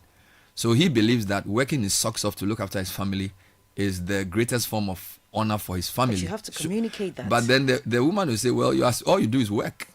You But see, you so see- that's what I'm saying, that it's a social. You are saying that nature has dealt with women in a certain way, and then society has also. But I'm also saying that equally, men have also been given a certain social situation, which, if you look at, so if we use fulfillment in life and life expectancy, women have a higher life expectancy than men. Yeah. So you can say to be a woman is not easy, but at least you are surviving more than men. So men, their lack of ease is in the resulting of them dying faster and them being more lonely. So if you look at it from an objective point of view, you are better than us. No, that's not objective. You remember I did not Actually, we are even both being add- subjective. We are both being No, but subjective you today. see, because unless you have a our hermaphrodite challenges- doing this discussion, no, but because you're a our woman and a man, challenges we come cannot with both be our objective. nature. Yeah. Okay, most of men's challenges come with their social life, the Yeah. role they play in society. Yeah. But for women, we've not even gone to the social problems that women face, Yeah. which the society is controlling your sexuality, how you appear, your dressing, all of that. You have problems that come with you, just your biology of being a woman. Menstruation, Yeah. which is monthly. You've got childbirth, and then you've even got the, what do you call that, postpartum, which is another terrible Whole thing. area. Some women never recover from that. Okay. Fair enough. But can we also say, look, you bring biology, which I cannot argue, but can I also argue that? So ours is double the trouble. You've got biology and you've got Yeah, but social. can somebody say that the challenges that you face biologically also have biological resilience for you? So there's an advantage, right? So you're saying that physically you go through a lot to give birth, which is true. The cycle every month and all those things. But I keep saying that the life expectancy of a woman is longer than man. So that seeming disadvantage and pain that biology gives you results in you being a more resilient gender than the man. Do you understand? So you can, it could be a disadvantage initially, but if you look at it from a period of, from a perspective of life expectancy, it becomes your advantage. So men have the shorter end of the stick because they don't go through, they have a lower threshold of pain.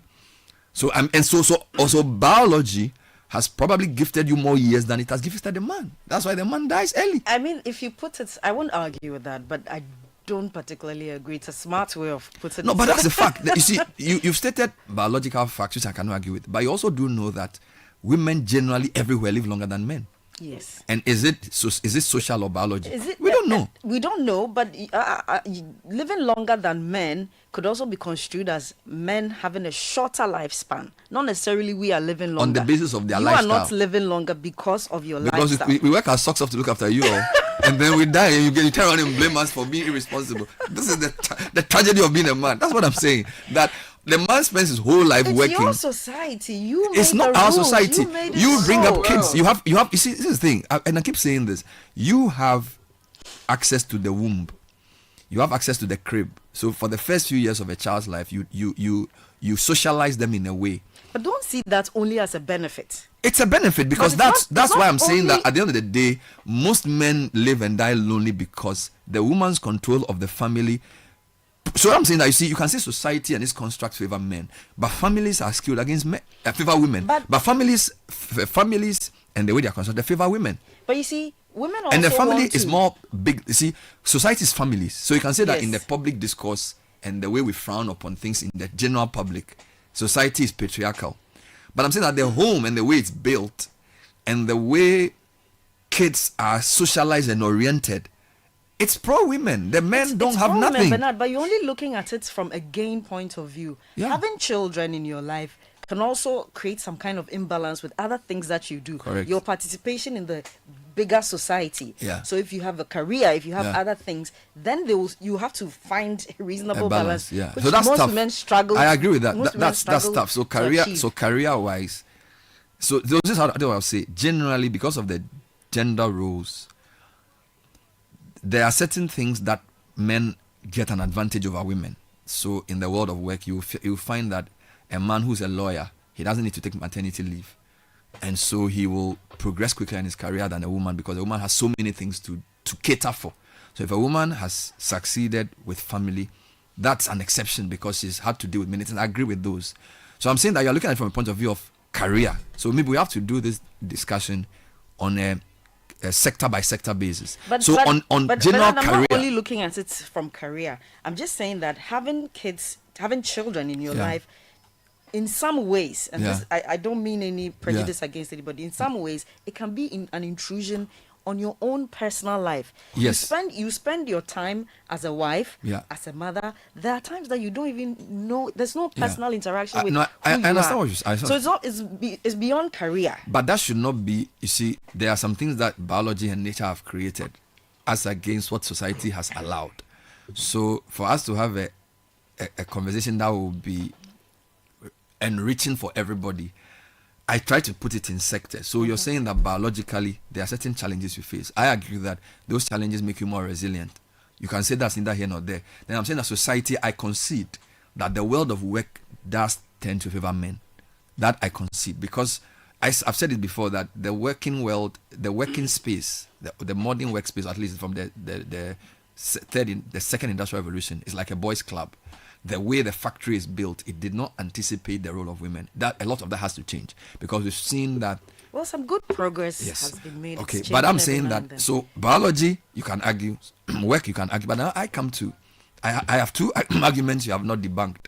Family, the family system and the way it's structured favors women, Not which is entirely. why I argue that a lot of men die lonely and early, But- which you have not been able but to you see, debunk. no, but I've It's debunked that. because you control you have the children's ear. You talk to them a lot. They are with you most of the time.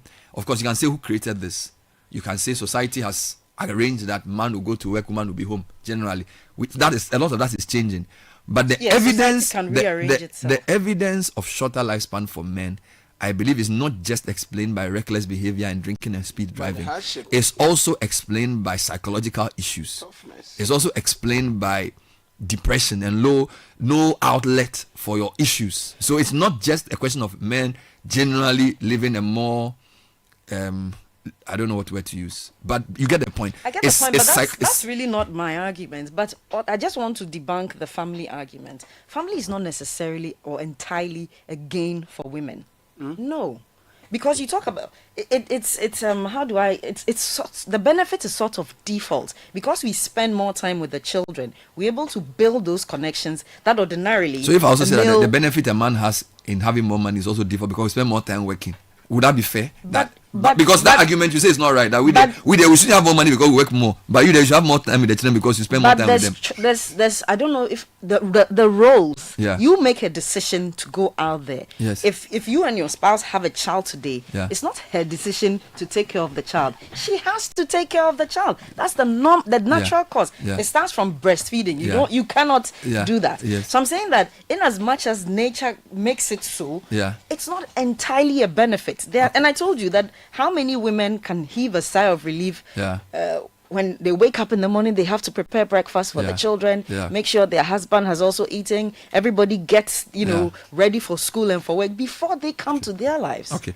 So to conclude, there are 2 points. It must still pesoko. That's number 1. And it's justified. No problem with that. And number 2, I think that this works best when it's seen as a partnership and not as a competition. Because I feel like God created men and women because they complement each other. Mm-hmm. So I agree with affirmative and everything else, but I feel like when we start seeing the whole gender debate as a fight between 2 genders for superiority, it becomes a problem. Yeah. If we see it as how do we optimize the 2 so society can get better, that is what we really want to do. Certainly. And I feel like societies that have done well have recognized. For example, some societies have said that we don't give enough space for women in the career world. So let's make the workplace more friendly to women. It's a benefit for society. In the same way, there are certain societies that have said that men are having too many psychological problems. You have to find a way of opening up to support them. It's a benefit for society because if children grow up without their fathers, for example, in wartime, a lot of kids grow up. I met a friend who said he was in a country where during war, there were many children who were fathered by soldiers and the kids have never seen their fathers. Society cannot advance when you just have kids who don't know their dads. Yeah. So I feel like we should have the debate from a point of view of how do we optimize the partnership. I feel like if we do it that way, everybody will be happy. But in optimizing the partnership, which I agree, Soko must go to the women. But what do women really want? It's okay. Ask the woman next to you what she wants. It's okay.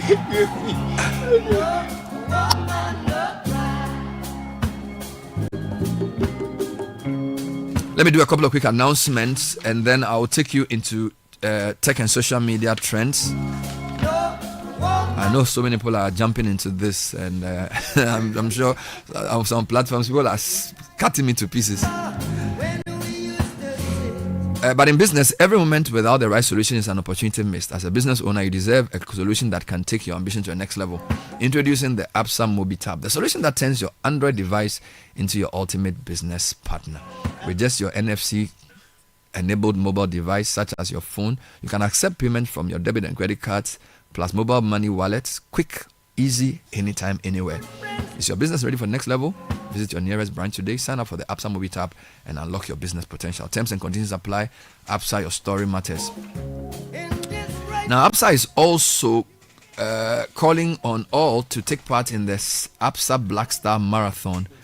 Now, whether you're chasing personal glory, running for your health, or running for your life, or telling your story with every step, don't miss your chance to be part of Ghana's premium marathon. It's Saturday, 26th July, Independence Square, 6 a.m.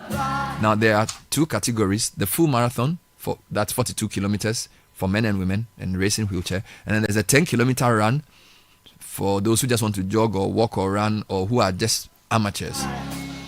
Register at the blackstarmarathon.com or dial star 713 star 33 star 22 hash. That's a lot of stars. Star 713 star 33 star 22 hash. Now, this marathon is sponsored by Absa Bank Ghana, Glyco General, KK Insurance, Brokers, Silver Star Towers, Japan Motors, Sunseeker Stores, and Twisco.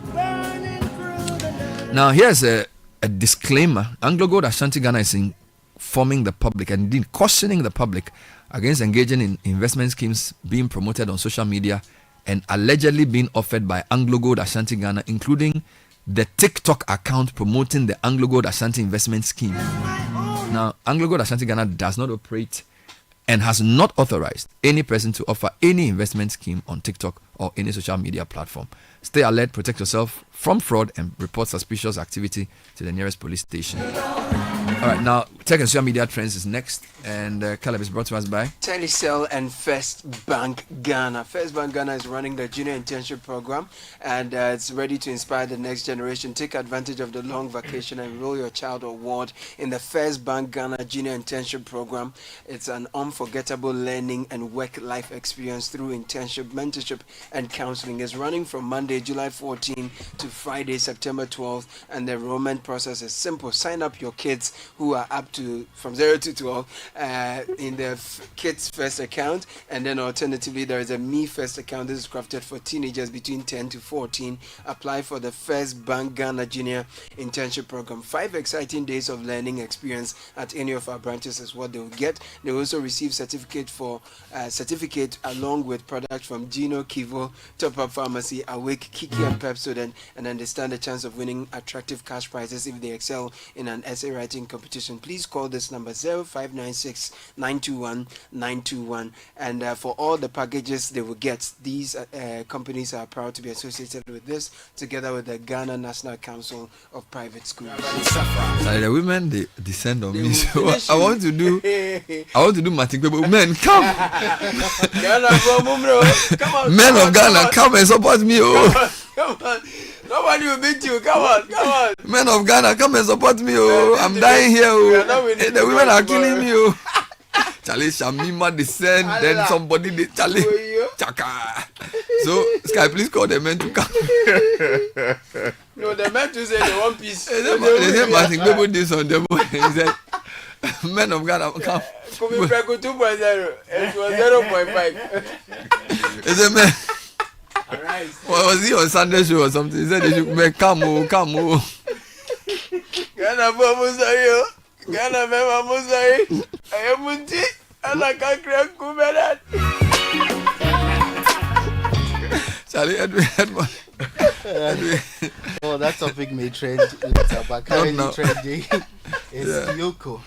Because the Attorney General Dominic Anini has tasked the Economic and Organized Crime Office to investigate some people over their alleged involvement in Galamsey, including but not limited to the NDC's national organizer Joseph Yamin and the NDC Vice Chair Abanga Yakubu Al-Hassan. So there have been reactions, and critics believe it's an attempt to clear them and create an illusion that the government is fighting Galamsey. But most people are generally happy that the government is taking such a measure, proving that they are willing to even go after their own in order to ensure that the fight goes well against. So this is a significant development. Yes, a significant development. Let's see what Yoko does. Staying on the topic of government, and President Mahama is also trending because of the directive for that fuel allowances to appointees have been cancelled. The minority have been speaking again. They call it populist, and have asked for the fuel vending points at the Jubilee House and Usu Castle to be removed if the government is committed to doing this. Generally, Ghanaians are ecstatic about their decision, but there's also skepticism about whether it will actually be done, because we've seen under the previous administration, the president announced salary cuts for himself and his appointees, and there was no information about whether it was actually put through or not, whether it was done or not. Ghanaians want more trust. They said that it was done. It was done where? They said that it was done. I mean, ministers have spoken publicly that their salaries had been cut by the margin that the president announced. Did the controller confirm this? I mean, those are publicly available. Or maybe if you let the auditor or parliament sort of do something. But the main thing is Ghanaians want transparency and want to know that the president's directive will be carried out. Yeah, I mean, I think it will be useful to know. I mean, members of parliament can take it up. We should know exactly how much government has historically spent on, allowances like that, and by how much that is likely to be cut. Although we are aware that according to the presidency, there are some nuances. So there are certain categories of allowances that will still be allowed, depending on the official duties. If you're on official duty, you get the fuel allowance. Okay, yeah. So we will need those clarifications. Except to say though that, mind you, when the decision was announced yesterday, and today the government is increasing the cost of fuel at the pump through the bill that was passed by Parliament not too long ago. So what's the relation between the two? So what it is that so the government appears to be saying that, look, we know that you are going to be hit in the pocket because of the increases we're seeing. However, we are also taking a cut. We are exactly. Yeah, so we are tightening our belt so that we all suffer together. So the final trend, this happened a few days ago, but people are pushing it. So the name Zaneto is trending on social media, and because the minority leader Alexander Penyo-Marking basically called out Dr. Grace Ayensu Dankwa, who was recently nominated as the Deputy Minister for Health, that she was nominated for strange reasons over Zaneto Ajema and other senior in quotes females in Parliament. I think that's a completely needless, unnecessary comment coming in from the minority leader. With the greatest respect to him, the president decides who he wants to put in his government, and you can't say that the person has been nominated to a position for strange reasons. It's completely unacceptable. In my respectful view, it ought not have been made. So what are people saying? What are they? Well, people are definitely not with the minority leader on this, criticizing him for his comments, and they're also praising Dr. Grace Ayensu Dankwa for how she responded and how she shut it down, and the comments afterwards, and her eloquence in making those comments on the floor of Parliament. So Tech news, and I want to cheat a little bit and lean more on the innovation side of tech. I chanced on a post by Makafui Ewuku, who is tweeting at Ewuku Makafui. He's the founder and CEO of Macintosh Africa. And it has been in existence since 2019. And they apparently created a lover's bench from 11,000 pieces of pure water sachet waste. And earlier this year, they did 200 desks for 7 schools, and they have plans to upscale as well. So in the past, they've built a bus shelter from 3.5 tons of recycled plastic waste gathered from Accra.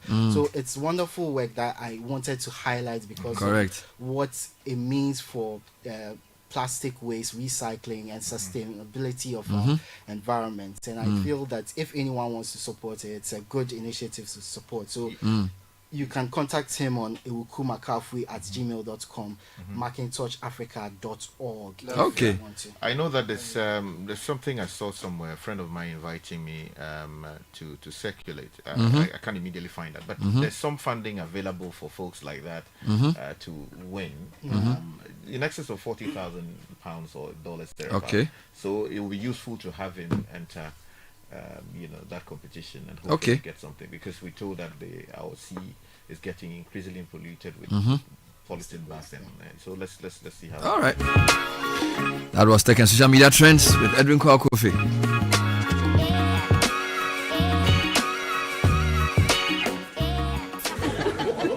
Listen, guys. One day, an old lady inherited a huge sum of money. Her family worried about how to break the good news to her.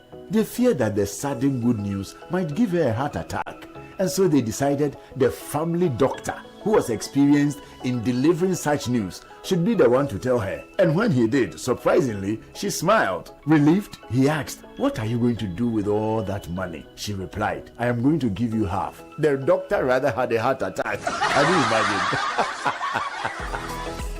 People are often surprised when we put them first. At First Bank, that's what we do.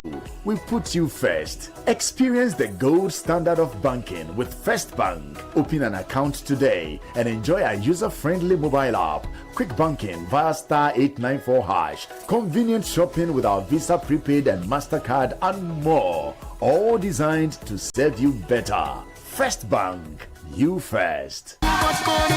There is small money, there is big money, and there is too much money. Telecel Too Much Money promo is here. Dial *500# to opt in. In the Telecel Too Much Money promo, you can win 100 Ghana cedis cash in the daily draws, 20,000 Ghana cedis in the weekly draws, and 1.2 million Ghana cedis in the grand draw. That's 1.2 million Ghana cedis. Simply reload airtime to end point to stand a chance to win. Dial *500# or visit the Telecel Play app to opt in now for the Telecel Too Much Money promo. Terms and conditions apply. Telecel, Connecting energies. This promo is regulated by the NLA on the Caritas Lottery platform.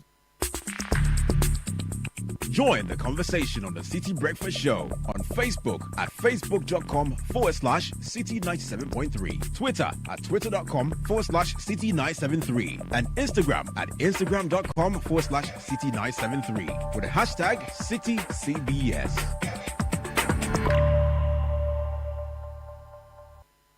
There's no price like the ShopRite price. That's why we are committed to bringing you lower prices on all the essentials you need. Like 340-gram Sierra frozen chicken sausage, only 17 cedis, 99 pence worth, and 250-gram Daphne's penne or elbow pasta for just 4 cedis, 99 pence worth each. Never pay more than the ShopRite price. Prices valid until 20th July 2025, only at ShopRite. Hello, I am Ahunto, your friendly virtual assistant at Omni Basic Bank. I am here to guide you through our mobile app. The new Omni Basic mobile app is designed for you and packed with everything you need to manage your finances anytime and anywhere. Whether you're checking your balance, tracking your transactions, or planning your budget, the Omni Basic mobile app lets you manage your finances 24/7. It's quick, easy, and always at your fingertips. Need to send money, pay bills, or make a transaction on the go? The new Omni Basic mobile app keeps your banking simple so you can focus on what matters most to you. Transferring funds has never been this seamless. Whether it's a mobile wallet or a bank transfer, just a few taps and you are all set. No stress, no hassle. Download the new Omni Basic app today and experience banking that is smarter, faster, and designed just for you. Omni Basic mobile app, absolutely seamless. Omni Basic Bank, not just another bank. Auntie can cook. Me DJ na nama me ground. But dead spices here what you say. Nanya good taste. If we say yeah the natural spices and I you want all purpose, stew, noodles, curry and nutmeg and a jollof. Dead spices. Taste yummy. Taste lemon. Dead spices. Taste day inside. FDIG a good game kratoya too.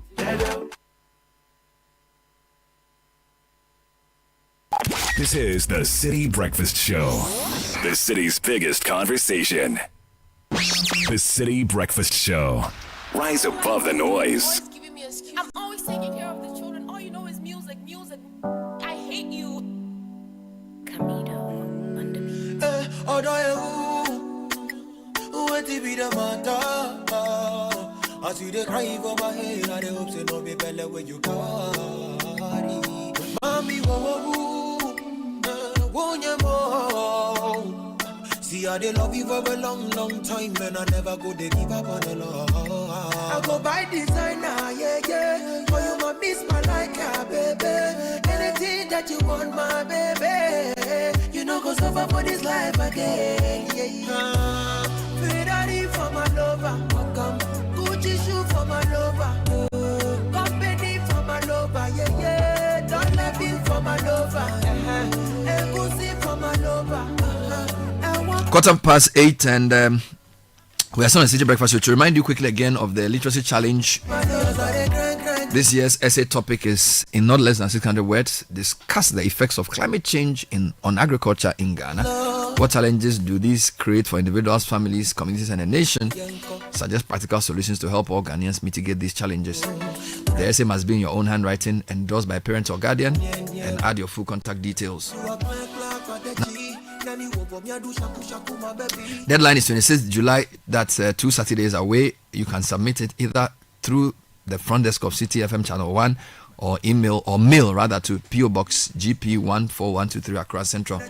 If you make it to level 2, you'll take part in an aptitude test, and of course the final 10 will get into a quiz competition as the most outstanding young students. Don't forget it's ages 11, 12, 13, 14 and 15. The Literacy Challenge is powered by City FM with support from Channel 1 TV, sponsored by Belmu and GB Assessment.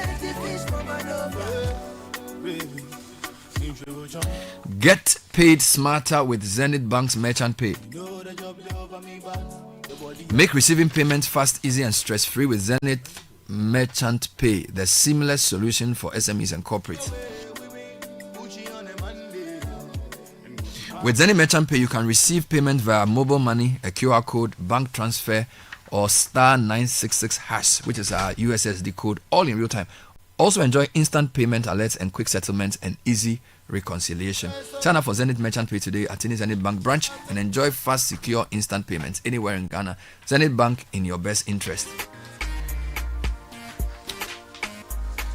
Now, at Rosebank International University, we emphasize practical over theoretical. We acquire real-world skills, access expert career services, and discover global exchange opportunities. This is your chance to study at an internationally accredited institution without leaving Ghana. Your future starts today at Rosebank International University. Admissions are ongoing. Call 0307 007 800 or visit our website at riuc.edu.gh. You can also visit our state-of-the-art campus at Ope Beer House.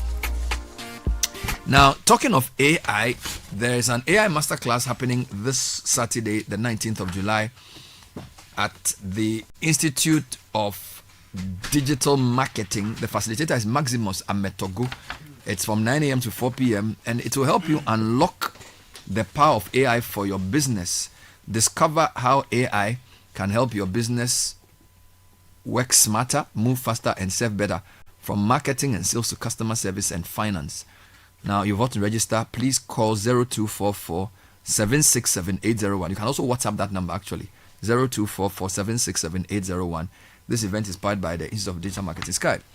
This past 4 or 5 days, I've been inundated by Facebook, Instagram, and I think Facebook and Instagram and TikTok posts of me endorsing some medicine in a supposed interview with Nana Kwame Bediako. People are sending it to me. Is this true? Have you endorsed any medicine? I say, do I look like somebody who endorsed any medicine on my TV show? Do I endorse anything? And then they're sending me Umaru Sanda also endorsing something. And it keeps, first and foremost, what is it? And why does it keep happening? So these generally are what we call in the field deep fakes. Deep fakes? Yes. So that is not you. Someone basically cloned you digitally and is using that because of the clouds you command. But it's my picture. Yeah, that's what I'm saying. So it is not you. That's not you yourself. They put some voice on my picture. No. So the person cloned you and cloned your voice. Because your voice is publicly available. So and because the picture is me, but the voice is not me. Yeah. So in this particular instance, they picked a picture of me on the show hosting the point of view, wearing my blue with my laptop, and then somebody sounding like me, or my voice saying something I didn't say. Yes, so that's the point I'm making. So we call them deep fakes. So I'm saying they clone my voice but not my face, because the face is mine. That is the point. No, you see, you are getting it confused. So a clone is a replica. Yeah, so a clone basically is a replica of you. Right? Okay. In this case, it is digital. Someone using, whatever applications that are available, I don't want to mention names, decided to reproduce you in a digital form and then also to clone your voice or something sounding like you, looking and saying things that they want endorsed. Now, this is unethical use of artificial intelligence because, first of all, your consent was not sought in doing that. Correct. What they are doing it's a regulated space. So you cannot simply go and endorse a product like medication and all of that. It frowns upon our regulations and our laws. The FDA has got to intervene in that particular space. And then also the people who are using these platforms, generally, if you read the regulations of these platforms, social media platforms like Facebook, Twitter, and Instagram, you are not supposed to do that. How come we can't find who is doing it? So when they say it's AI, is it a person who uses AI to do it? Yes. Or AI is doing it himself? No. So it's a person is using AI to do it. So someone wants to promote a particular product. Okay. Or they want to hive of data belonging to people. So when you click on the link that they provide, sometimes they have cookies and other malware embedded into the whatever link that they have provided. So when you go there, they harvest your data, which they can use for criminal purposes or other activities. That is why when you see things like that, you have got to be very, very, very careful. But the truth is also that they are using you to engage in an unlawful. So what can I do? I remember yesterday I saw one on IG and then I clicked on the top right corner and I made a report. And then they asked me what I'm reporting. I said it's impersonation and fake celebrity endorsement. So then they removed. So in fact, this is because it was my picture. So they then deleted the post and then they took note of my complaint. But I don't know how many times I can do it because it's everywhere and it's so many. Yeah, so that's one of the problems with this whole space. What would be useful is you making a formal complaint to the Cyber Security Authority regarding this particular matter so that they can also take it up at that level because that is their space. Cyber Security Authority? Yes. And would they... Oh my God. So I need to then give them evidence of all the posts that have been made about me? I mean, of course, you have to supply some evidence. And then they can deal with it as the regulator or the police within the space because they have this expertise to possibly trace the people responsible and bring legal action against Has them. Has anybody been arrested over this in the past few months? Because we know there's a lot of it. They use Umaru Sanda, they use me, they use Anaba Namwa, they use popular, they use, I think, one for Eno Safo. What I know is that they used you to do some? Not yet. Maybe they use me and okay. No, me I don't care. Charlie, people they send me the thing every morning. Put my mobile number there, man. No, I'm saying, has anybody? I feel like there has to be some way that the system can deter people from doing this. Yeah, so that will be prosecution. The Cyber Security Authority, they have the mandate to deal with things like this. And where there is need for criminal investigation and prosecution, the police and related agencies, depending on the nature of the crime. So, for instance, if it dovetails into economic crime, then you would expect that the office of the Yoko would intervene and deal with that aspect of it. If it has to do with, say, what you call defrauding someone, then the CID and the AG's department will be dealing with that. If it deals with corruption, the OSP will come in. But the Cyber Security Authority has the authority generally to deal with these matters. That is why. But haven't they seen all this going on? No, they have. Actually, they've sent me some before. Okay. So what are they doing about it? Have sent me some of these things. These things before. Of your staff? Yes, from Citi and they are asking you to. No, they work on it. They work on it, but it was just prompting. But why don't they publicize if they found the people behind it, so we can, it's a deterrent. If because it looks like a very well organized thing that somebody is doing deliberately, and it's also cyclical because it's like I'll be there, there's nothing, then maybe for a particular week there's a lot of it, then it goes away. So it's like they time the system. Yeah, so the people are very, very intelligent. Yeah, because Bernard, the truth is that these guys are also doing business, which is a criminal enterprise. Yeah. Like I said, if you hive off people's data, that in some cases includes their name, their date of birth, their bank cards, depending on what product they claim they are selling, and people. Charlie, one of you, they said that sexual enhancement something that I Benadavle say that Charlie, if you take that medicine, Charlie, every day you deliver. And that's a common problem for many men. Serious. So you see, that's a common problem for many men. So it invites a lot of traffic.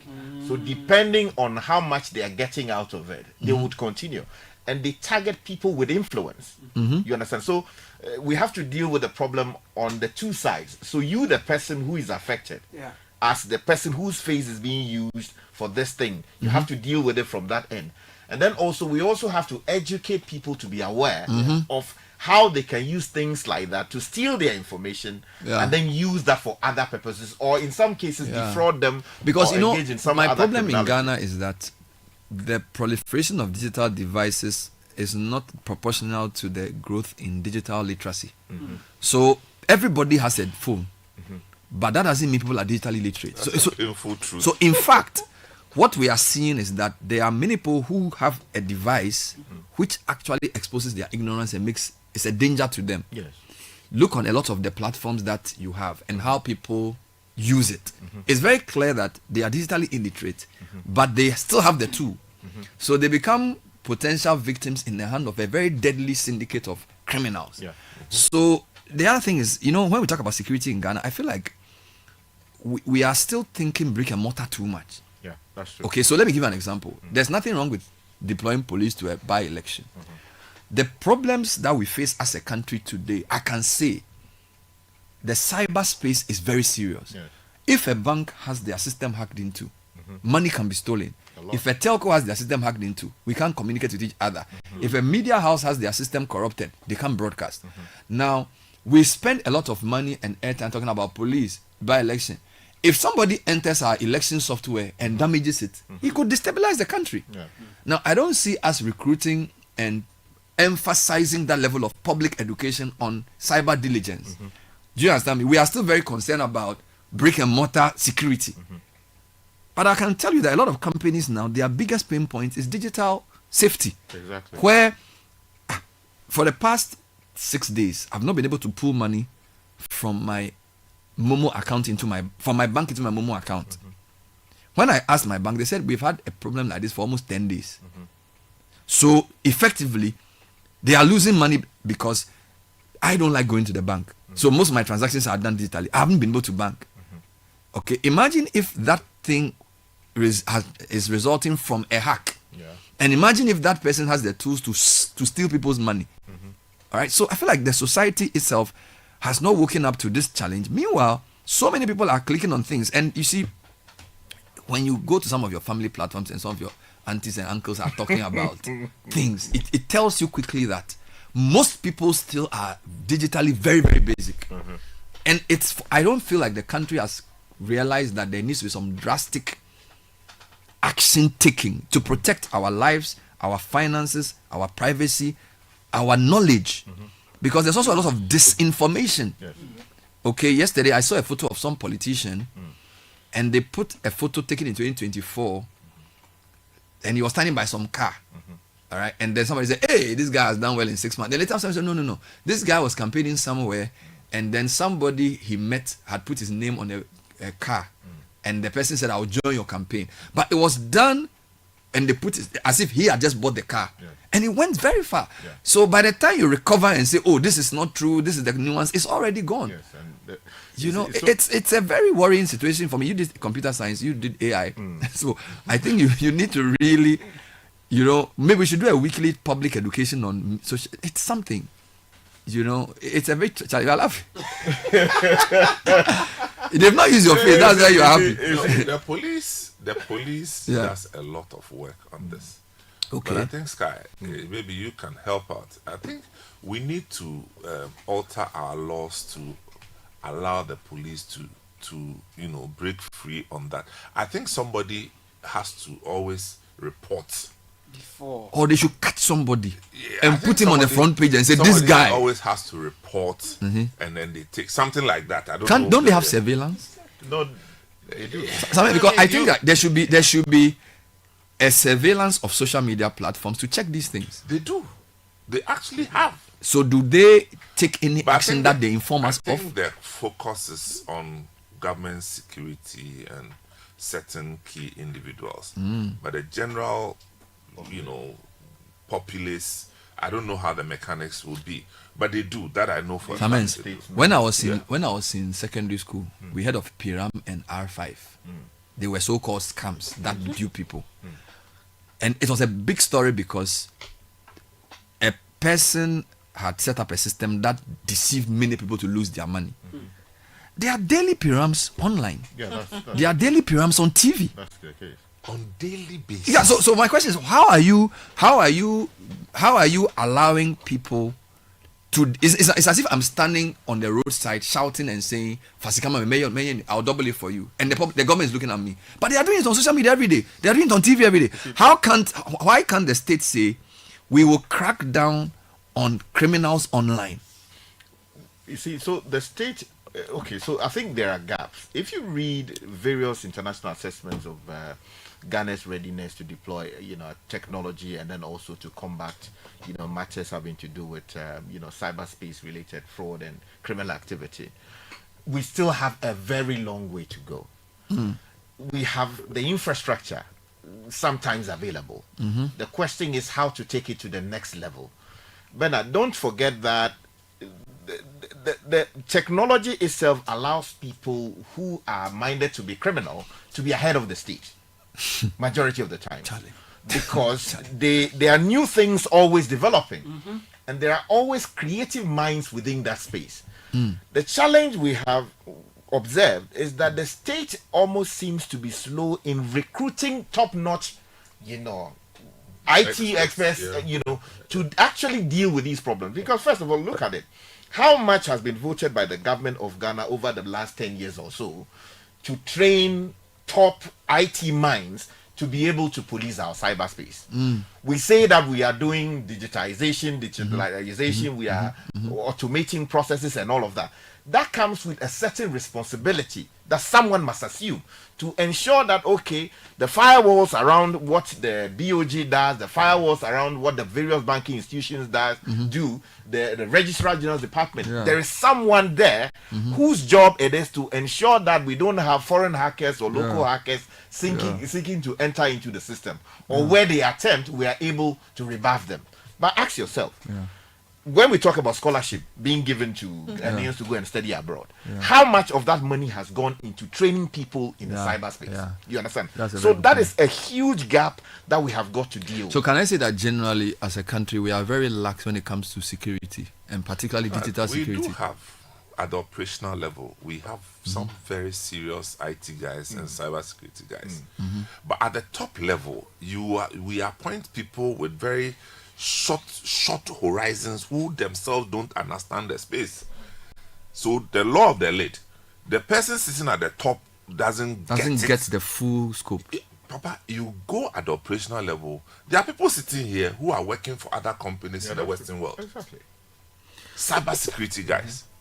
Charlie, it's a major problem. The focus for me. And then now the reality is that this is catching up with us and is eating into. Look at Bank of Ghana.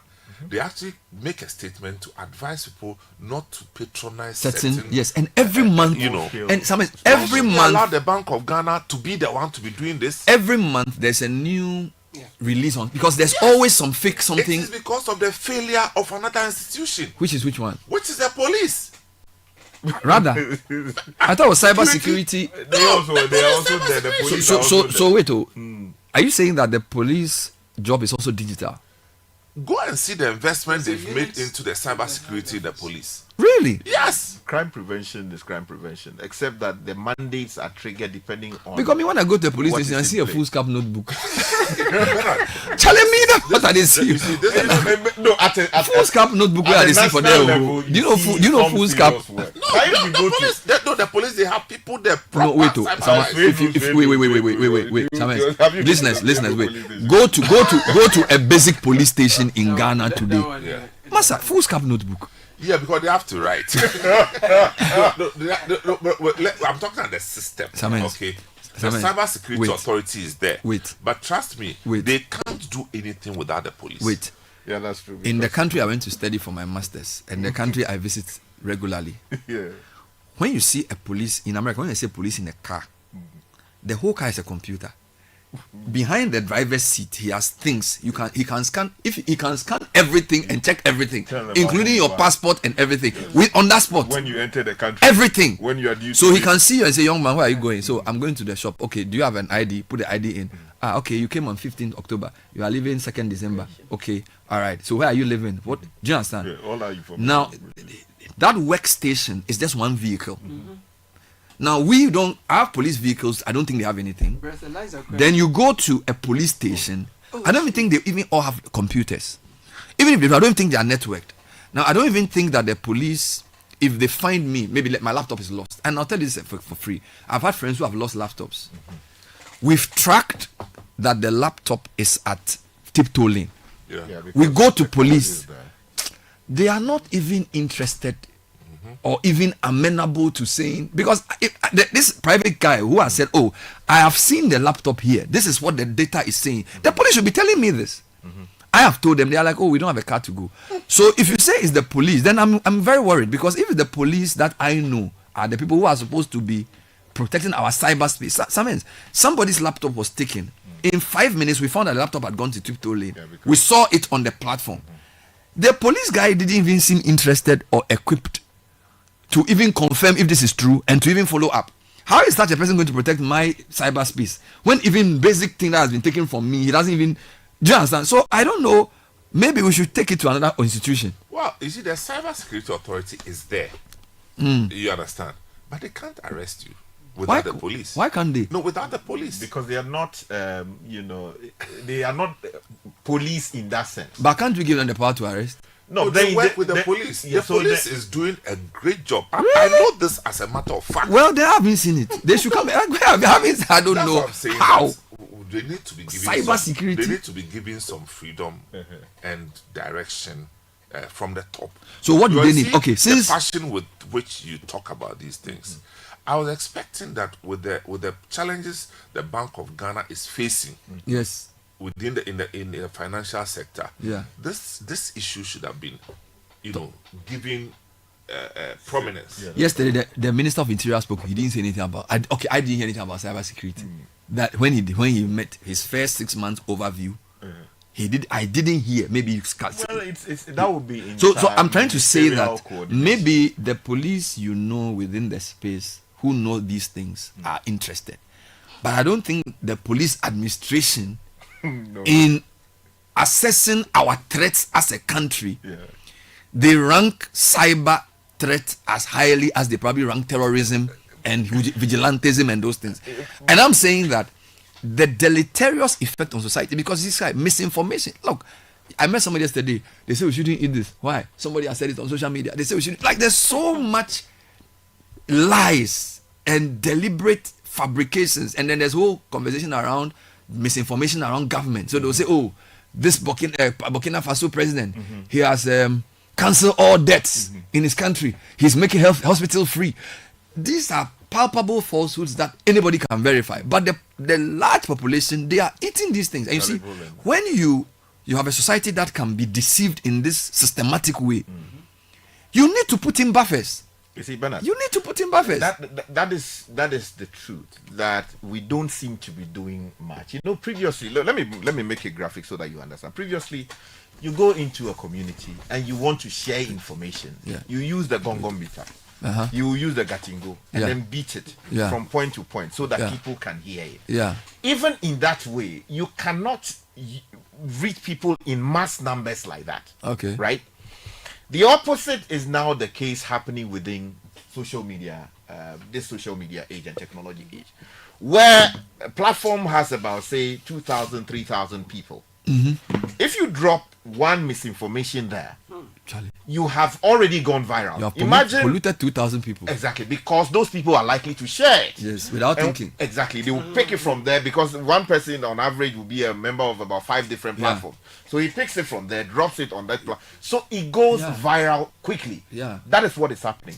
And you would expect that nationally we will respond robustly to the problem. Of course, we do have some systems in place, as Amens has stated. For instance, the National Signals Bureau is also there to deal with a certain aspect of communication-related matters.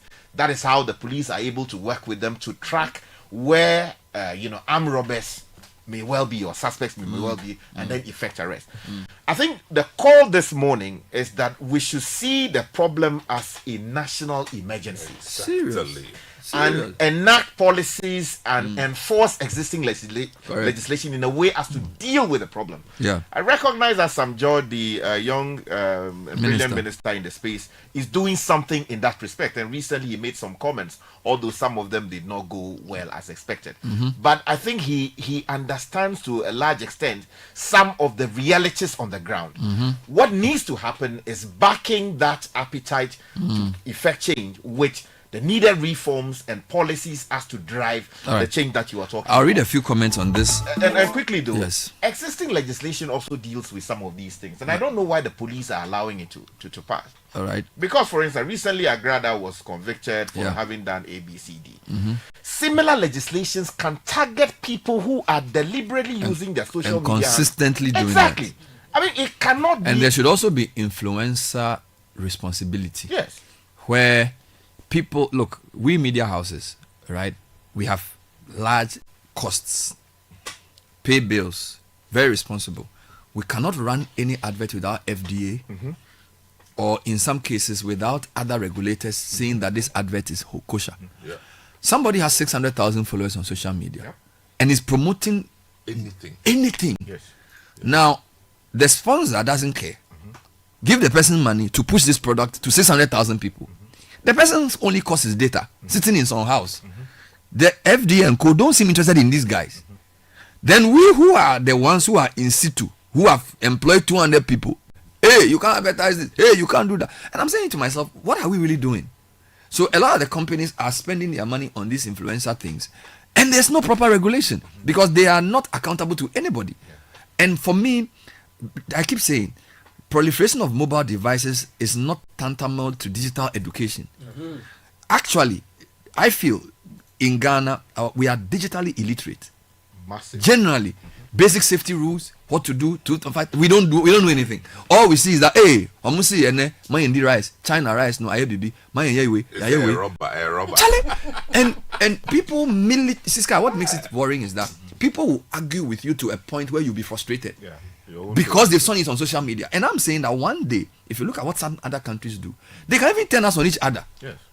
They can get up and tell you something, and one day people get up and start doing something. So it's something that is a national priority, which we are not, I don't even know English word to use, to push its agency. And while that is being done, few examples, the influencers who are on social media need to do self-regulation. Yeah. If they don't want the strong arm of the state, because if you begin to raise the standard as an influencer, I think then nobody will judge you. But if you leave this and you start advertising to the highest bidder, because there's so many products that are being endorsed online by responsible people, which can mislead our young people. Yeah, perhaps the courts can also help by redefining mass media to include people, social media, where people have big numbers, 1 million, 2 million, 3 million in those cases, so that the rules that would apply ordinarily to you and I when we sit on radio will be extended to deal with those situations without necessarily even waiting for Parliament. But Parliament also has a role to play in this matter. We hope that they are listening and they listen to us. They should move in that direction. Which committee in Parliament will be responsible for this? So you would have to be interagency committee. So you have the security, intelligence related committees in the defense. Communication. Also, our communication will also have to be in their digital and related. All right, let's do few quick announcements. And we received many comments on the Battle of the Sexes that we initiated earlier, and also this discussion about. And by the way, we are disclaiming that if you see any post on social media of Bernard Avle or Umaru Sanda or Richard Sky or Eno Safo or any person at Citi promoting any medicine, we don't promote any of those things. We don't use our TV platforms to promote any of those things. Whether it's sexual enhancement, drug, money doubling, some financial institution saying that you can come and win something, it's all lies. These are AI generated lies by wicked people.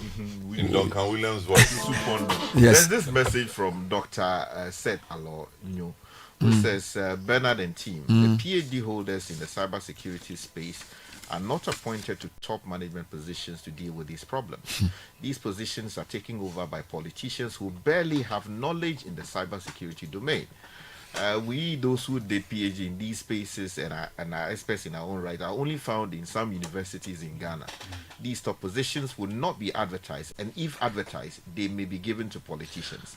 So the call is that we should try and deal and let me also announce that people should stop forwarding this to me and asking me if it is true. If I will, I'm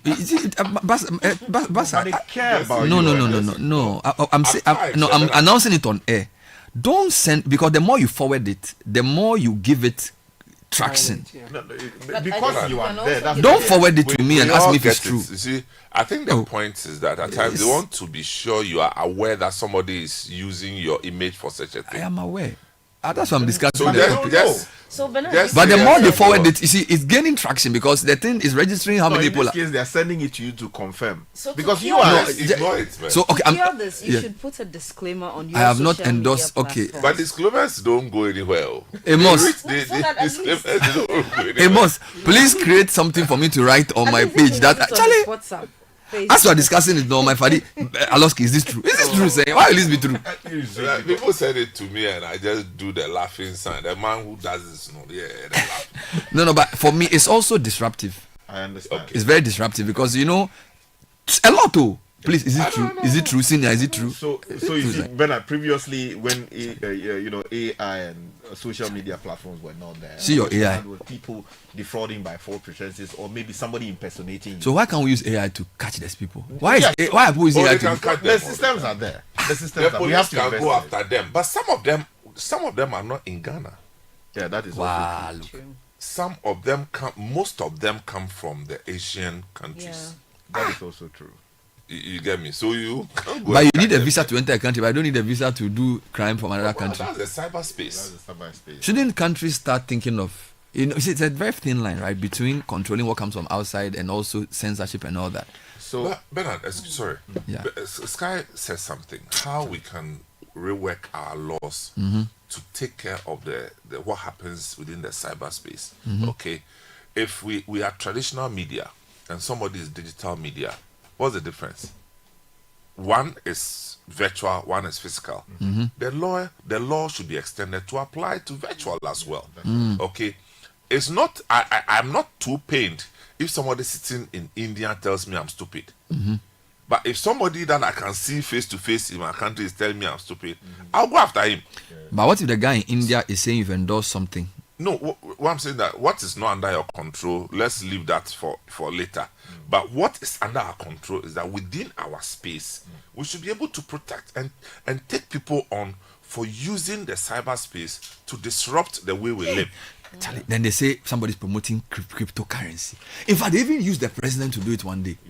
That the president is promoting. They use Citi. They actually they say use Citi News logo. is reporting that the president is promoting some particular crypto. Yeah, deep fakes. You see, Charlie, no. Samuel, maybe you should create a program which does public education, because I feel like one of our biggest threats as a society is the risk of disinformation that can lead people to do things that are very dangerous to their own life because they cannot discern what is false and what is real. Yeah, and we probably are not even tracking that, because in many cases the information is sent directly to the person, right? What the person does to himself immediately, the state cannot immediately track unless investigations go in and then establish that, oh, he received so and so information on ABCD, and acting on that information, ABCD happened to him. But the very international nature of the matter raises the question of digital sovereignty, which is a big issue. It's a big issue. Exactly. And then states are squabbling as to how to regulate that particular space, because many of the things Ghana has no control over. I mean, you have no control over Facebook. In the US, they can haul the Facebook founder to Congress and ask him questions and impose sanctions. Nigeria also Where is now, our equivalent? Nigeria even insisted that some of the social media tech companies have to set up physical offices in their jurisdiction if they want to operate in their country. Yes. Yeah. I think we need to get to that point so people can get more responsible, because then they can now have dedicated people to monitor the space within their jurisdiction. And to there are people whose jobs on Facebook it is to delete violent photos and videos, because there are people who are sadists who kill children and put their pictures on social and that kind of thing. So there's a lot of work that these tech companies need to invest in, because they've grown faster than their ability to how do I even put it, to control criminals who use their platform to commit crimes. Okay, and it's something that if we don't take care can destabilize the country. I think that if you talk of our risk as a society, the cyberspace for me is very vulnerable. We have been very lazy. Look, Sky, I was reading an article, was it maybe a month ago, about some guy, supposedly an influencer, who had endorsed a product. He was hauled to court. In some country. Yes. Duty of care issues will intervene. Because you have not used and experienced the product. And yet you are promoting it. Why are you promoting? Apparently, the law actually does not allow influencers to promote things that they have no experience. Exactly. You have to prove. Look at that. You know why? Because whatever Bernard Avle says to some people, and then there are disclaimers, because if you say it's right and it goes wrong, you have to have some liability. Exactly. Well, we have the Ghana Cybersecurity Authority. Yes, we do. Caleb, give me 2 minutes. Let me do something before I come back there. In the meantime, I'm getting comments around this, and I'm trying to get a meeting of minds on what we can do from our side as a media house to also promote digital literacy, and then what the state can do to enhance digital safety and security. Now, if you are interested in a bank that understands you, then talk to SG Bank. From now to September 2025, apply and receive a loan from SG Ghana for your personal or business needs and enjoy unbelievably low interest rates during the Yasan Tisu loan promo time. Join thousands of Ghanaians transforming their lives with the money they need at rates they love. Visit any SG Ghana branch near you or call 0302-214-314 for more details about the Asante Sulu loan promo today. Terms and conditions apply. SG Ghana, the future is you. Now, Solis Microfinance is a digital lending and savings platform dedicated to empowering Ghanaians like you.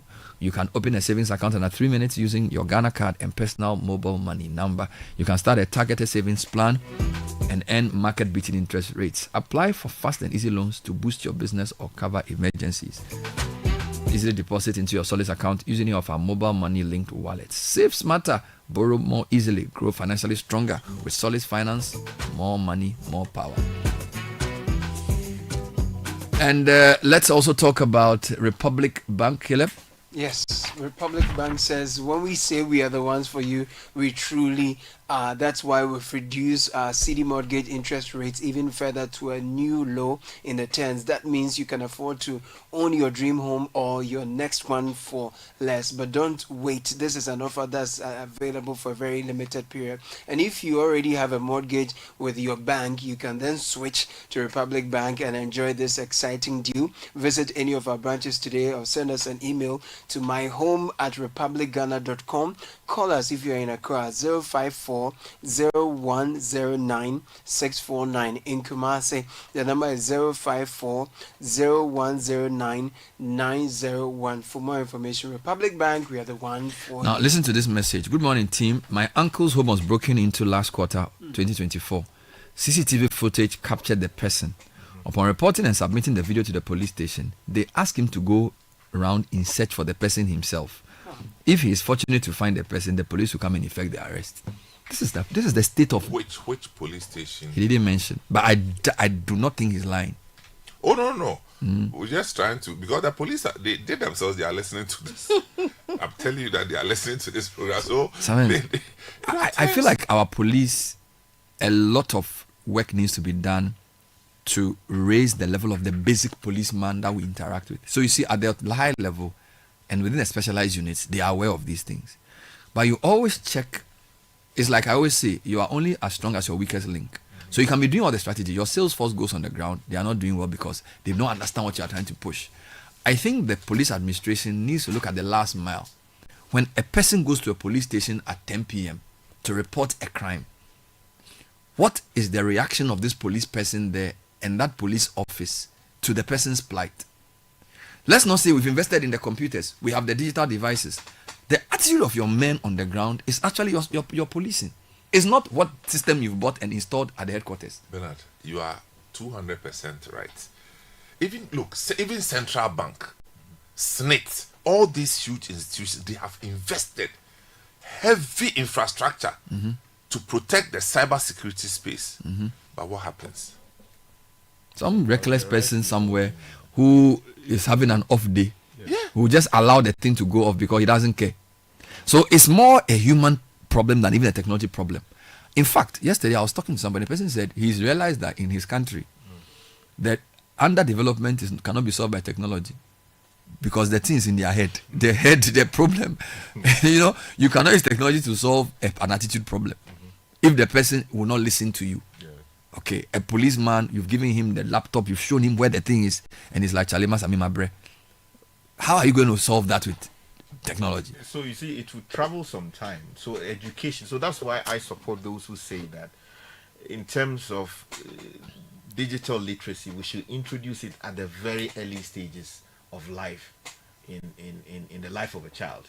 Because look, maybe because some of us are within a certain bracket, our kids get introduced to these things very early.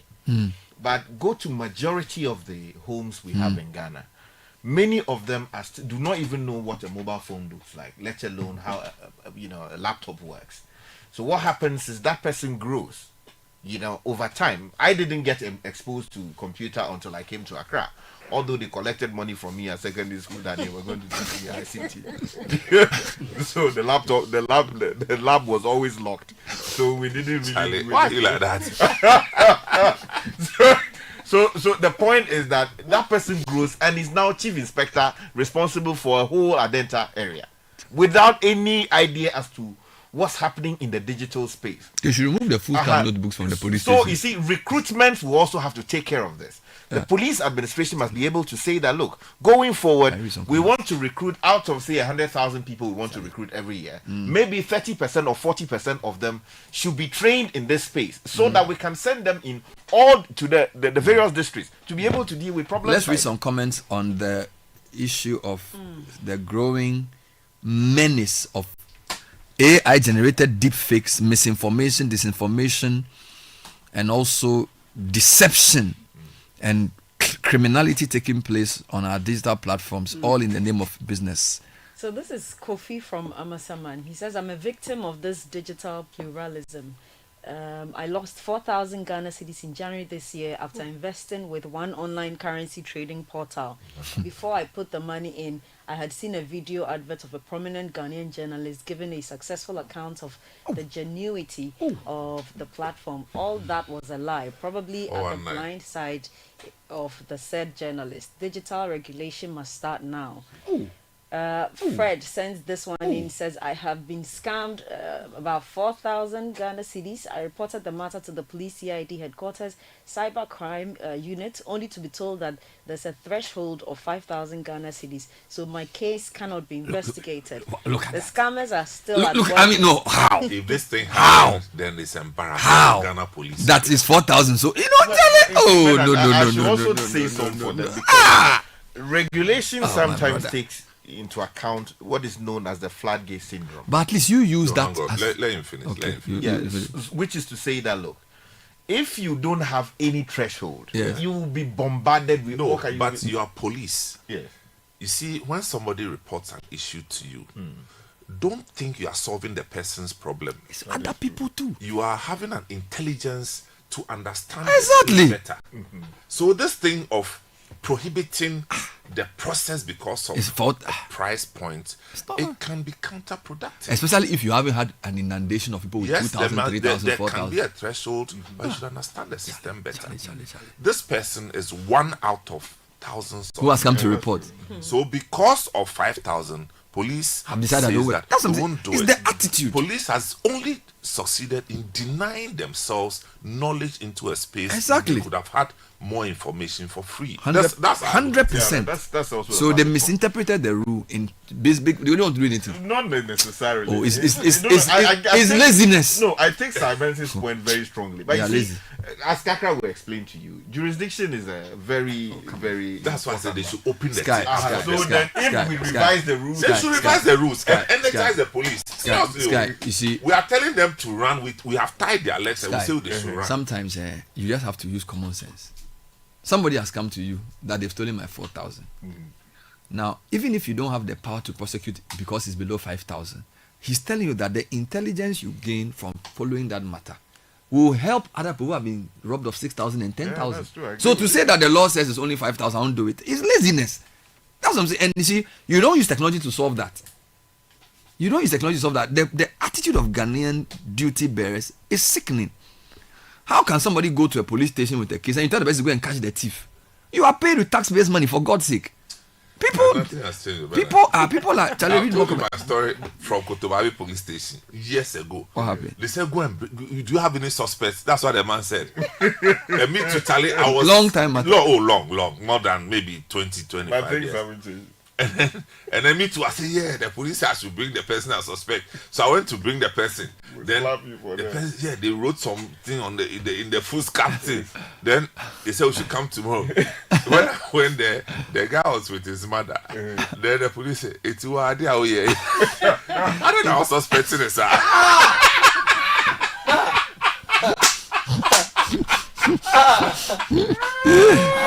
Charlie Ghana, why is it now? I don't know what's making this. But that is the core of the matter. I don't tell you that. So police officer said, this is your matter. I think we have to look inside well before we investigate.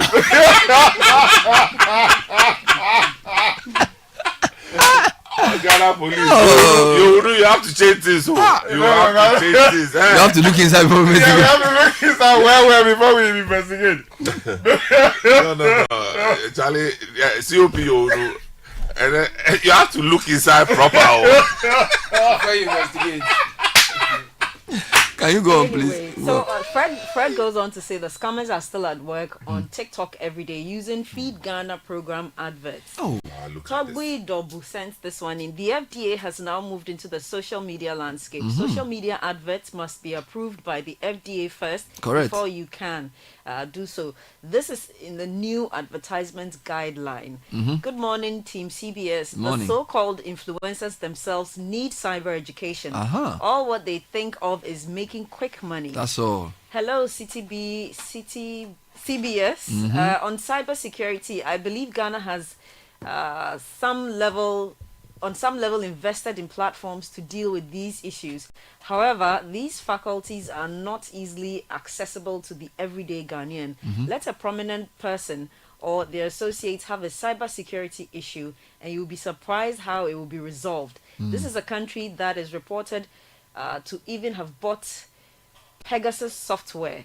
The tools are there, but the commitment and access is not there. There's a question for the policeman who said it's 4,000. So somebody said, if I scam 100 people of 4,000 cedis each and make 400k, I can still escape because each one is below the threshold of 5,000. So those are some of the rules. You see the absurdity of these rules. That's why I say you must use common sense first before you come to these rules, because sometimes rules are just there for people to escape their work. That if somebody has been accused of Charlie, it's how they are interpreted.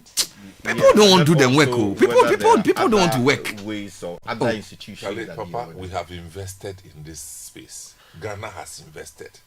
I don't know about this Pegasus thing as a matter of fact, but you can't, as a country, invest in Pegasus the way we know it to be and go and sleep. Let me read Sanders' story. Yesterday, my attention was drawn to an attempt to use my name and picture to defraud people. The person texted people under the guise that it's me using a new number with my photo as DP. The person solicited for money. I received complaint from Alaji Seydou Agongo, KOD, and Brian Champon, among others, who are saying, Master, are you asking for money? I made a publication about this on social media, issuing a disclaimer.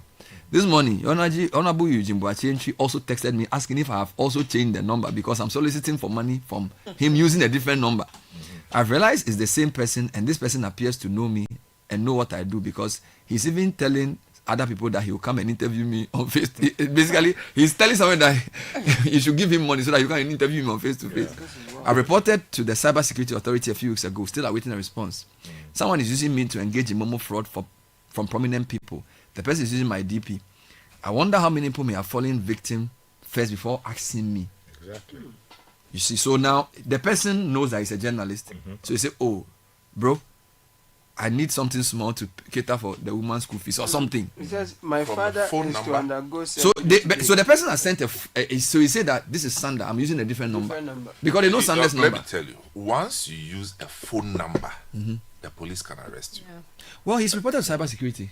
That's the laziness bit we are talking about, the bureaucracy, whatever it is. You understand? Once you use a phone they should be able to number, get the person. Oh, they'll get you. Sander, when did you report to the cybersecurity? Have they arrested anybody? Because he posted that he said I reported to the Cybersecurity Authority a few weeks ago. You know, and then the people actually send the screenshot. So the person say, hey boss, I wish you the best over there. I thought you did that. I get something like 300. Go enjoy myself. Stupid things. So people are and people actually fall for it. I mean, the worst is where they hack into your WhatsApp line and then use your line to actually send messages to people soliciting for funds to say that I'm stranded somewhere in Turkey. Yes. So they've used your own too. You too, your own. They are using. You don't know. I've seen the prominent journalist being referred to Scaleb Kuda. You are a prominent journalist. You don't know. They are using you to collect money. So I think the Cybersecurity Authority needs to come on air to explain what they are doing. The Ghana Police Service needs to give us some basic education around how to behave online and what we can do and what we can't do and what they are also doing, because I feel like this is a public duty we need to do. It's a major issue. Crime has changed. Yeah. Crime has changed to a point where whole companies can collapse on the basis of what happens online because we've invested so much online. I always tell you that right now our major pain point is connectivity. All right, when we go for meetings, hey, Thomas, where are we? JB, what? That's the big. 10 years ago, it was only sales. Now it's about AIDS. And if your network messes up, everything is messed up. So we are having to invest more education in that space as a company. The question is, as a country, are we also investing in that? Or are we still doing Juloke Police? You know, when we were young, we used to have some game called Juloke Police, where we go to an uncompleted house and say, hey, I've got you. That Juloke Police attitude to policing, it has to change. The Julo now, they are sitting behind computers, and they are doing dangerous things. And it's important that people realize that, look, hitherto,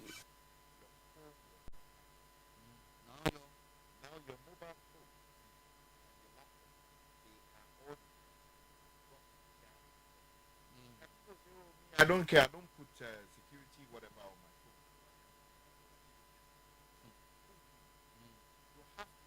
phone. Guard it as though you were in your home, guarding your home. It is important because everything about you is here. Sure. With this, people can do all kinds of things to your bank account, to your Momo account. In some cases, your national health insurance. Everything is here. So I beg you, it is your phone. It is your life. Protect it, guard it. Let's read more comments. Yes, I just wanted to quickly add to what Sky is saying, that virtual spaces have become public spaces as well. Please. Yes, so please. the same way you secure yourself in the real world, in the actual world, you need to secure your virtual space as well. More comments. I'll get to the comments. Good morning, Bernard and team. As for Ghana, dear, everything goes. Like most of our professionals, most people go into the police just to put food on the table.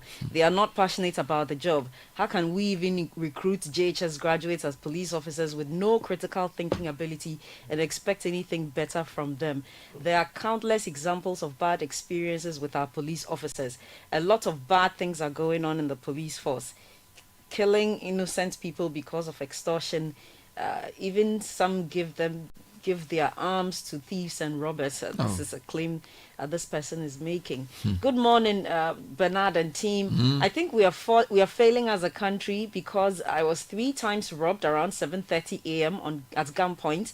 I went to the police station to report and they did nothing because I didn't give them money. Bright Blavo from Ashomang Estate sent that. Good morning.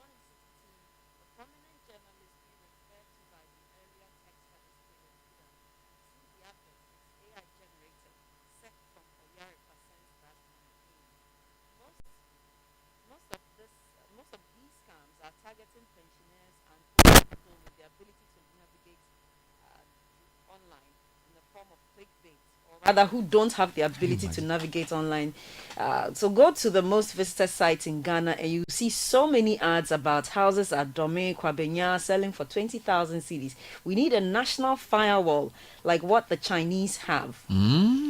So the Chinese have a national firewall. Yeah, that's why you can't have some of these external. That's why they don't allow some of the Google things to get to their country. Facebook. So you then have to use VPN if you want to, sidestep the protection, because that basically doesn't tell your geographical location. So you can change it even though you are in Ghana. If you're using VPN, you can suggest. So that blocks access to certain sites. Exactly. Are we prepared for that conversation? You see, so Bernard, so there are people who would say that deal with it like that. Others would say when you do that, then you are infringing on the right to associate as free as sex as the expression free and all something. because citizens want to do all kinds of things.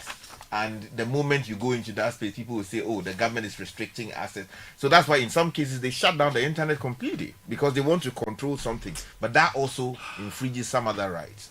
I think our digital governance needs improvement. And there has to be a lot more investment, even in Parliament, on knowledge about the latest. Because as I said, as you said, in the advanced countries, their legislators are very, very concerned about the effects of technology on many aspects of such public life. So very regularly, the duty bearers in the private sector who control these spaces are hauled before these committees to make sure that they are compliant with the rules. So I believe so for us, there are 2 issues. We have to make our laws up to scratch.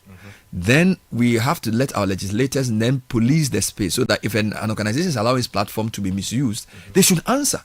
And it will help, it will force them to put in the checks to deal with these miscreants? You see, just last week, I watched a debate that went on in Parliament. Mhm. It had to do with some Ghana Parliament? Yeah, the Ghana Parliament. Some gay people came to Ghana Mhm. and took a photograph At- allegedly in yes. front of the Yeah. Independence Arch Mhm. and circulated it widely together with videos. Mhm.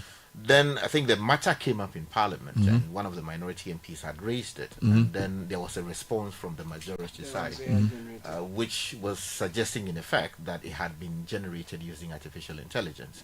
And subsequent rebuttals came in here and there. Mhm. But I see that conversation, in my respectful view, exposed The- the the- lack yes. of nuanced understanding Of the whole thing. Of the whole thing. Mm. And it would require that even at the level of members of parliament, they would have to. You were be shocked at some of the things you were hearing. Exactly. Because these things are verifiable. Hmm? And before you make such comments, because it is a house In the house of record. You would need to be sure that the records are accurate as you are narrating them. Because 20 years from now, somebody can pick up the You mean they handset were and see just that. offside? Exactly. So I think you have said the right thing. Mm. And I posted it somewhere that I think our MPs would need to get some. Yeah, policy digital makers. governance Exactly. is It's very, important. very weak in So Ghana. the government of Ghana, Sam George, you have to press the Minister for Finance, go to cabinet, Yes. make the case Make for a it. case for- There are experts in the space. Yep. If courses have to be done for our Yeah. policy makers, let's do it. Yeah. If we have to spend money on training people and government has to pay for it so that they go outside or they are even trained at KNUST because they have the capacity. KNUST, they have some of the finest brains in the area of AI and technology. It is possible to do that. Your friends' university, academic Citi University, brilliant things are happening there. Yeah. If you go to UMAT, which Yeah. is in the western region, Yeah. they are also doing fantastic things in that space. So Mm. the competence is here locally. Yeah. And if we are not investing in the I'm Right. even being told that even at some level in the cybersecurity authority, their resources are meager. That certain basic things they cannot even afford. The cyber crime office at the police headquarters, at times, they don't even have internet. I mean, how can this? The cyber crime office At the police headquarters, They don't at get times- they don't get internet. At times, they don't have internet. And I'm telling you that look, there are subscriptions. You know these things. Yes. There are a lot of software, firmware, all the wear subscriptions. 2022 they expired. They haven't renewed. Hey, Charlie. And we are here saying we are fighting. Things have expired. But that's why I They told are you not- that this is the police. No, you see, what I'm saying is We are that not doing that. as a country, We are not have investing in the paid thing. money to invest in the thing, but we are not using. Charlie. You have set up a cyber crime unit. That's effort. I mean, by internet. You have employed human beings. You don't have internet. You don't have equipment. You get equipment. You can't buy software. You can't pay your subscription. Who are you fooling? That's why when you go and say the person has stolen your money, they say it's below 5,000, so they can't collect their money. Because frankly, where are they going to get the internet data to do the work?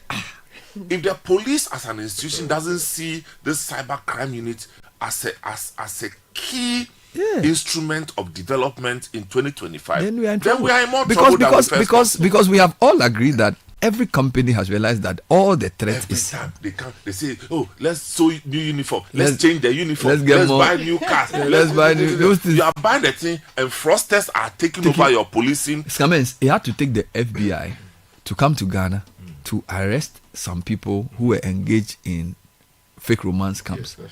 Our police have been here. They had to come to Ghana to catch the people. You know why? As he's saying, They don't get internet.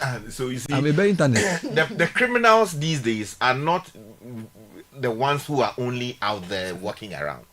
Many are in the digital space, and you see, you have to be online to be able to find them and track them and deal with them. So they should give them internet. So if the claim that they don't have internet is Charlie, anything, are you serious I that they mean, said they do something and don't have internet? I mean, how are you going to fight the people if you are not online? You have to be there. Minister Samuel George, your plate is full. We are urging you to take cybersecurity nationally more centrally and frontally. We're also urging media houses to be invested in public education so that our digital literacy as a country will rise. We are urging Parliament to improve its digital governance so that our MPs will be given crash programs on internet security, understand global trends in regulating private entities that have platform power, And of course, the finance ministry must also play a role in sponsoring and supporting these things because it's a major threat to the nation's stability. I think national security in their national security plan that they write must emphasize cyber security as a national security issue, which requires a lot more resources. Because where we are going, the criminals don't just have guns, they also have mouses. All right, so it's 9:16. We'll read a few final comments before I have a couple of interviews to do. More comments on this, right? Yes. Wow, so many Hello, people. Bernard. Please keep my identity anonymous. I'm a police officer myself, and there's not a single case relating to cybersecurity I have sent to headquarters that has been successful. None. And when that happens, I'm unable to explain to the complainant about this police paralysis. Please push power for this cybersecurity agenda. It's sickening. Wow. Thank you for sending this message. I know he will emphasize it again because it's big. It's a major issue. So please go on. Hello, Bernard. Please, this cyber crime is going on. I was scammed 2 times. I reported to the police. They took my details and contacts since 2021. Till now, I have been to and from the police station, but no result. The filler is in the foolscap notebook. Jonas from Ofakwa They call is the sending headquarters that and they don't get responses. What will they tell you? That's true, but you are right. So if the headquarters is not moving, yeah. So it's at the top, right? They don't have the anyway. More comments. Good morning, team. As for the cyberspace, because there's no one protecting us, the fraudsters have taken over. Oh. Hi, Bernard and team. I have seen the police. I have seen the police regularly. I've seen them teach the public how to be security conscious, cyber-wise, on police TV. Okay, so Francis is sending that from How many people are watching that? I mean, should the police even have their own television? That's another matter. I mean, how many people go home and say, "Oh, I want to watch police TV"? I mean, some of you teaching. No, they have TV at the police bar. Teaching is okay. It's a good service. Yes. But what are the remedial efforts by the police? And they need the resources. At times the police, being who they are, cannot shout loud when they need resources. It's true. So we have to shout for them. But they should tell us the problem so we can shout for them. Well, that's what they are telling you. Anonymous officer. The police. Okay. Hello, Citi. On this issue, last Sunday I was almost scammed when I tried to make a purchase at Mawako restaurant. I called their call center and I was told by the attendant that the authorities are aware but are not doing anything. The number is for their Abelempe branch. This is Felix from Airport. Yeah, let me make a quick comment on that. You see, there are people who are able to even clone websites. Reputable institutions. Oh, yes. So, if you go online and you want to buy food, and you quickly enter, maybe you want to buy food from Aloski and Co. You have a perfect website that is. Let's say Ewanyena fire as papa, so fire as boni. No, but the criminals will always. Ewanyena fire as papa. So you see, he would do the same website, which will pop up. Sometimes it will be even the first that will pop up. If you, the person who is trying to order, you are not alive to this reality, you are a moron in a hurry, I'm using the phrase loosely, then you are likely to be scammed. Because what happens in Bernard, you go there, you are keying in your name, your card details, your address, and all of this information is being harvested. And in many ways, people place orders that they cannot even get the money back for. Because you now call the real Aloski and Co. Limited that, I ordered my food 2 hours ago. They say, we have not received any such order. Let's read more comments. Happening. Bernard, I know one police officer sent to Italy to be trained in cyberspace stuff, only to return and be posted to domestic violence crime unit till date. On the issue of our national digitization, the state is guilty in that most of our national digitization digital platforms, NIA, NHIA, passport application license, that has captured our bodies, are all owned by private providers and based on foreign cloud platforms. Lastly, our national security is using intrusive Israel Pegasus spyware.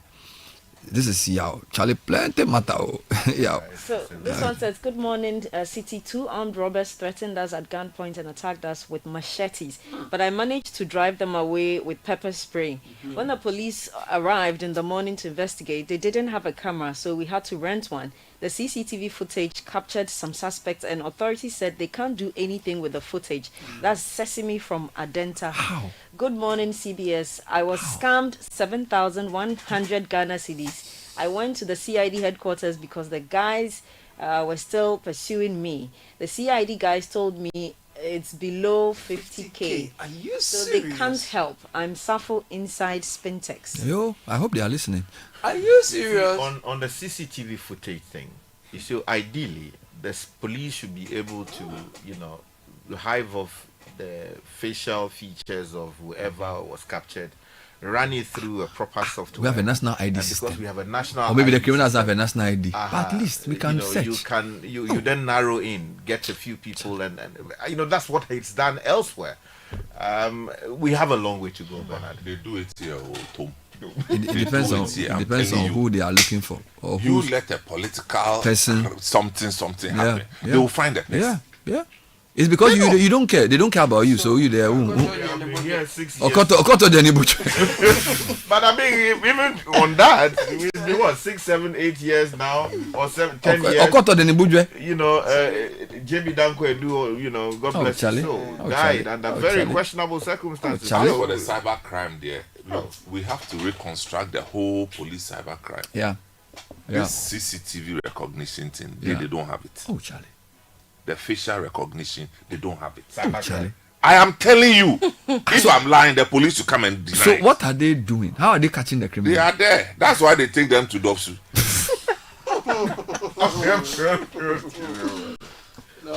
You are a cyber crime unit of the Ghana Police you don't Service. have a facial. You don't have a functioning facial recognition system. So what are you cyber crime? In this day and age where we have Ghana whatever, Ghana card, you don't have it. What are we talking about? And every month, every year, they are going on trips. Oh, I'm going to UK for Geneva. I'm going to Italy. Geneva, capacity building. They build the capacity, and then when they come, they post them somewhere. That has nothing to do with the so-called capacity. Charlie, let's get serious. The Muntaka and his team must pay attention to this Ghana police problem. I'm telling you, it's true. I see Muntaka in the last 4 months that he's been. Yeah. The guy, I wonder whether he sleeps. He's very serious. He looks very serious. So Muntaka, the place you have to now pay attention to the police and revamp that place. We'll continue later. So this is to the criminals. Fire as a papa. If you can code, use it to develop society. Don't use it to be stealing things. This is it a big crenzo? Wasika. Yeah, so we'll take a short break.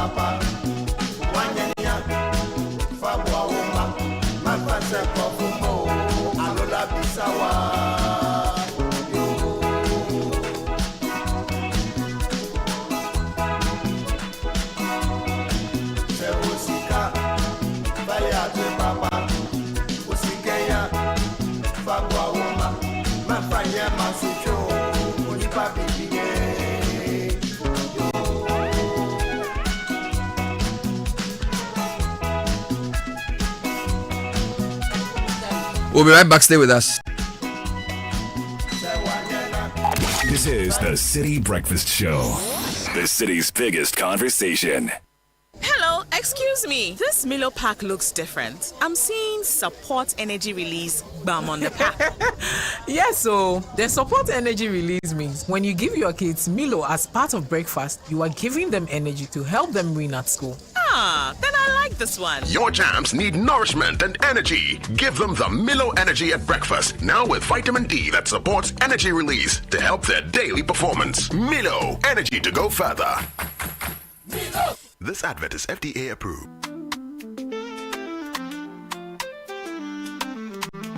On the go, night or day. PPL up is the easiest way. Bank secure, bank with ease. Right at your fingertips, bank is a breeze. BBL app making banking so clear. Anytime, anywhere, we're here. Safe, secure, banking for you.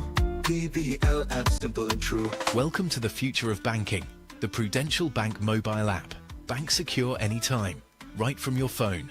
Access your accounts 24/7. Perform instant transactions. Pay bills. Link mobile money wallets. Scan and pay with GHQR. Manage your cards.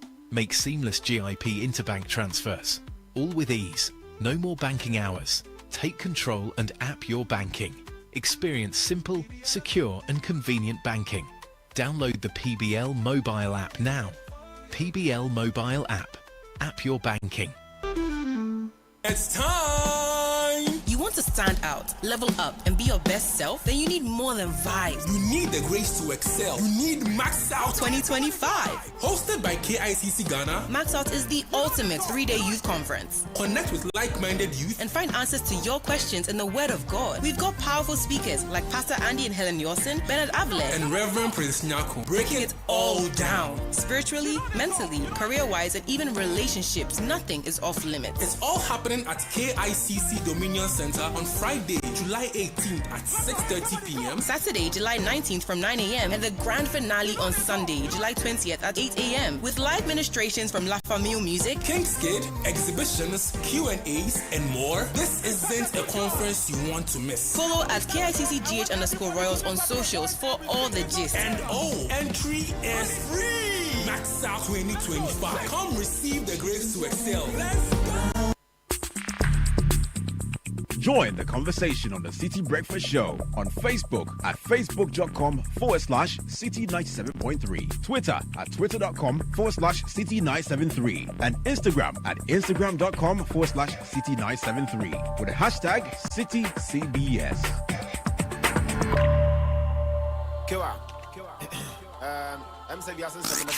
Unleashing the power of relevant radio. This is Citi 97.3.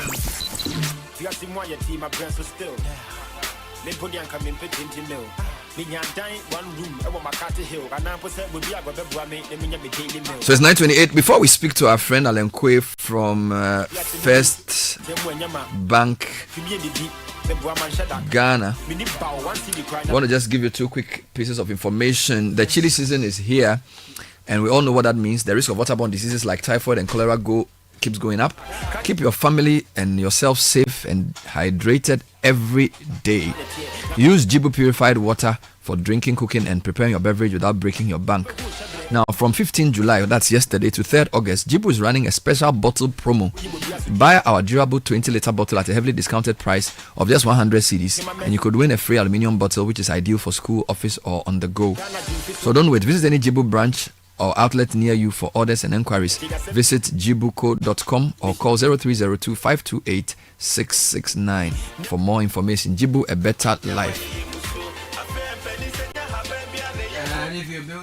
And if you're building big, Vaneado is ready to build with you. From high-end apartments to office blocks, hotels to private homes. Vaneado is a trusted name for premium finishes at project-friendly prices. We supply luxury bathrooms, Scavolini kitchens and tiles that combine international quality with unbeatable value, perfect for architects, contractors, developers, and interior designers. The best part is we offer bulk deals, special project pricing, and tailored packages to suit every skill. We don't just supply, we partner you to deliver excellence on time and on budget. Find us. Our showroom is on the Ring Road opposite Laboni Junction. Call us on 055 000 0031 or 0244 380293. Speak to our projects team now. Vaneado, powering bold projects.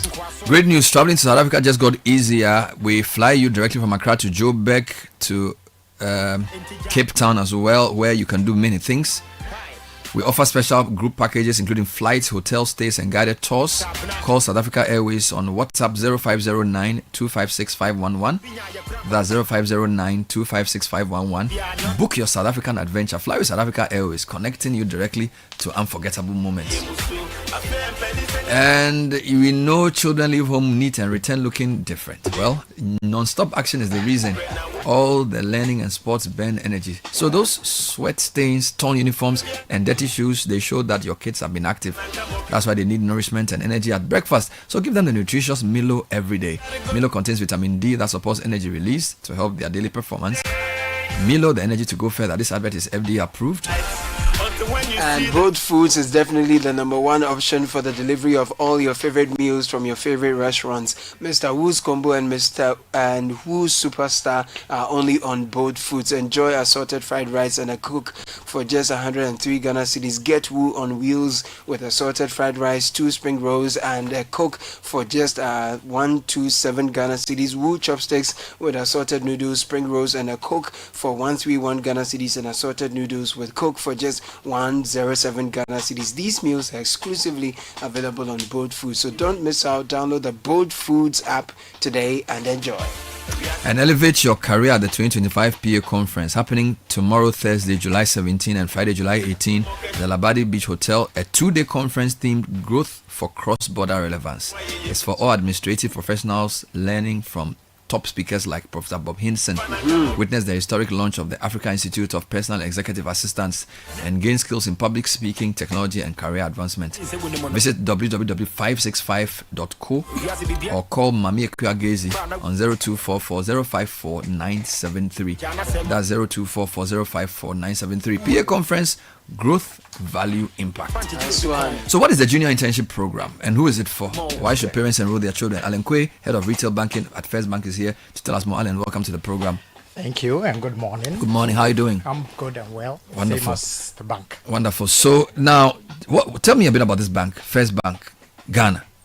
Okay, so First Bank Ghana has been in this market. If I use next year, will be 30 years. 30 years? Yes, of course, they started or took over a bank called International Commercial Bank. Okay.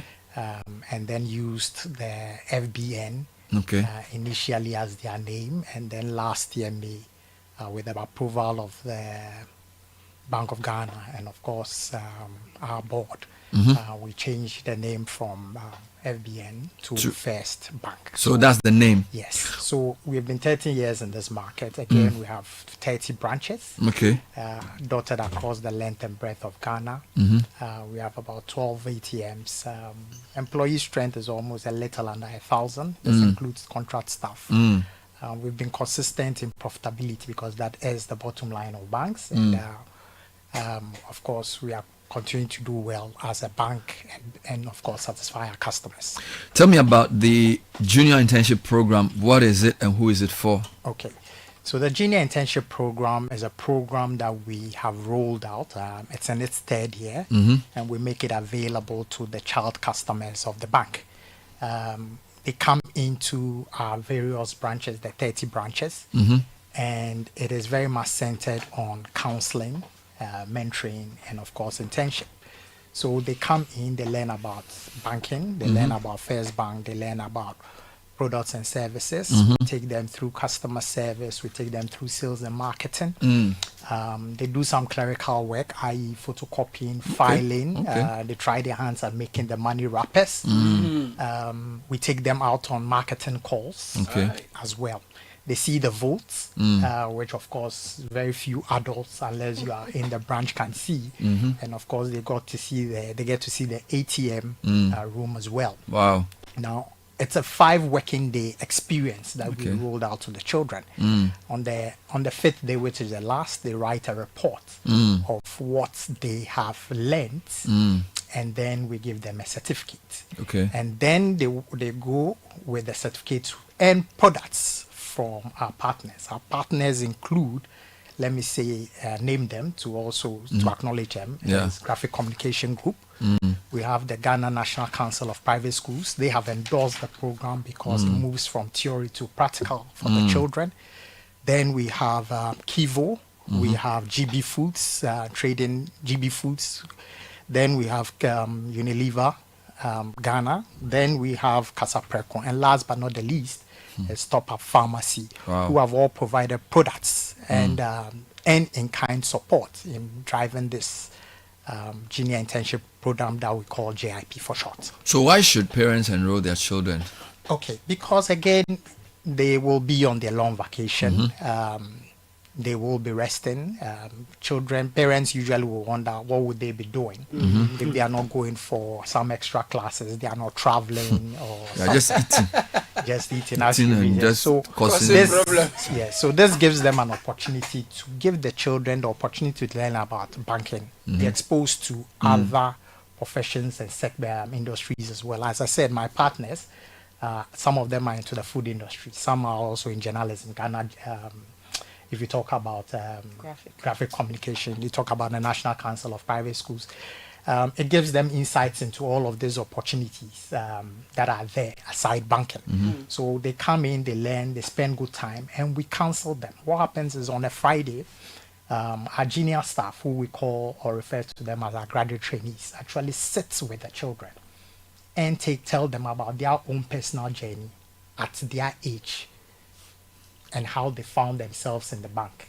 It's a way of motivating and encouraging the children to take their studies seriously. And we look forward out of this experience that one day, yes, maybe a governor will come out of them.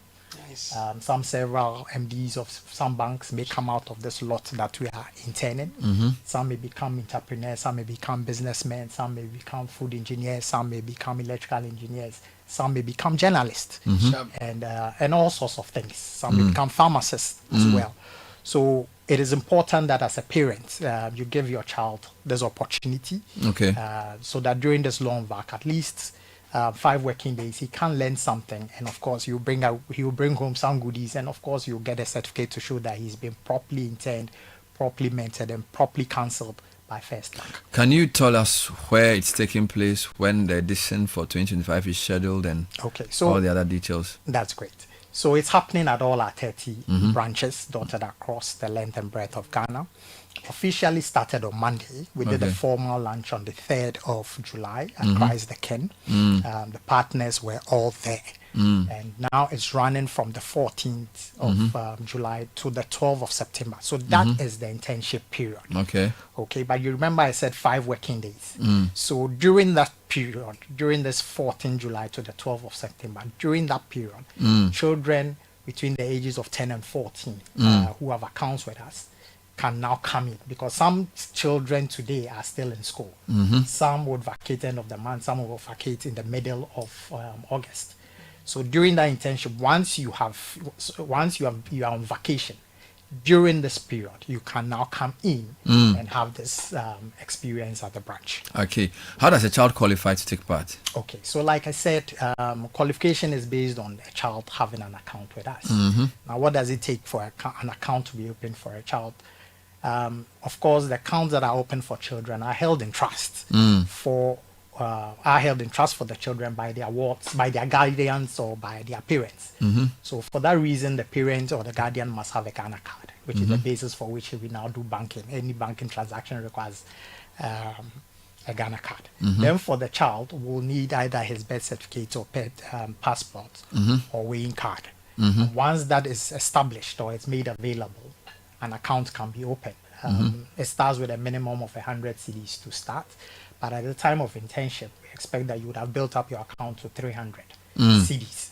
It is not, and I'll say it again, it is not a fee that we charge. So even after the internship, with whatever monies you have in there, be it the 300 or more or less, you will see that your money is still intact. Okay. So we are not charging you a fee by saying open an account, put your money there, and we charge you. We will do factory tours, but it will be at the cost of the bank and also at the cost of our partners. Yes, so that's how it works out. So if you want to be guided, there are certain numbers we can call, or you can go to any of our 30 branches and they can help you. For those listening, I could provide a number, which is a 059 692 1921, which is our call center. 059 692 1921.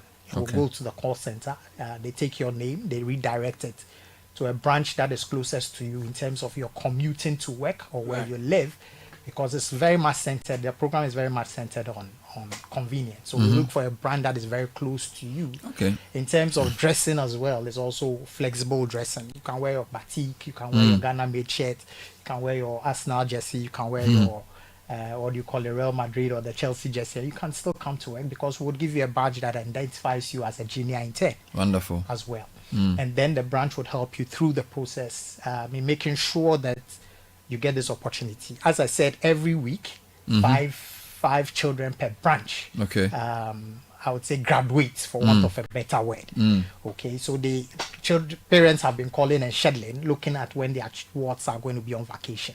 So the branch helps you to know when.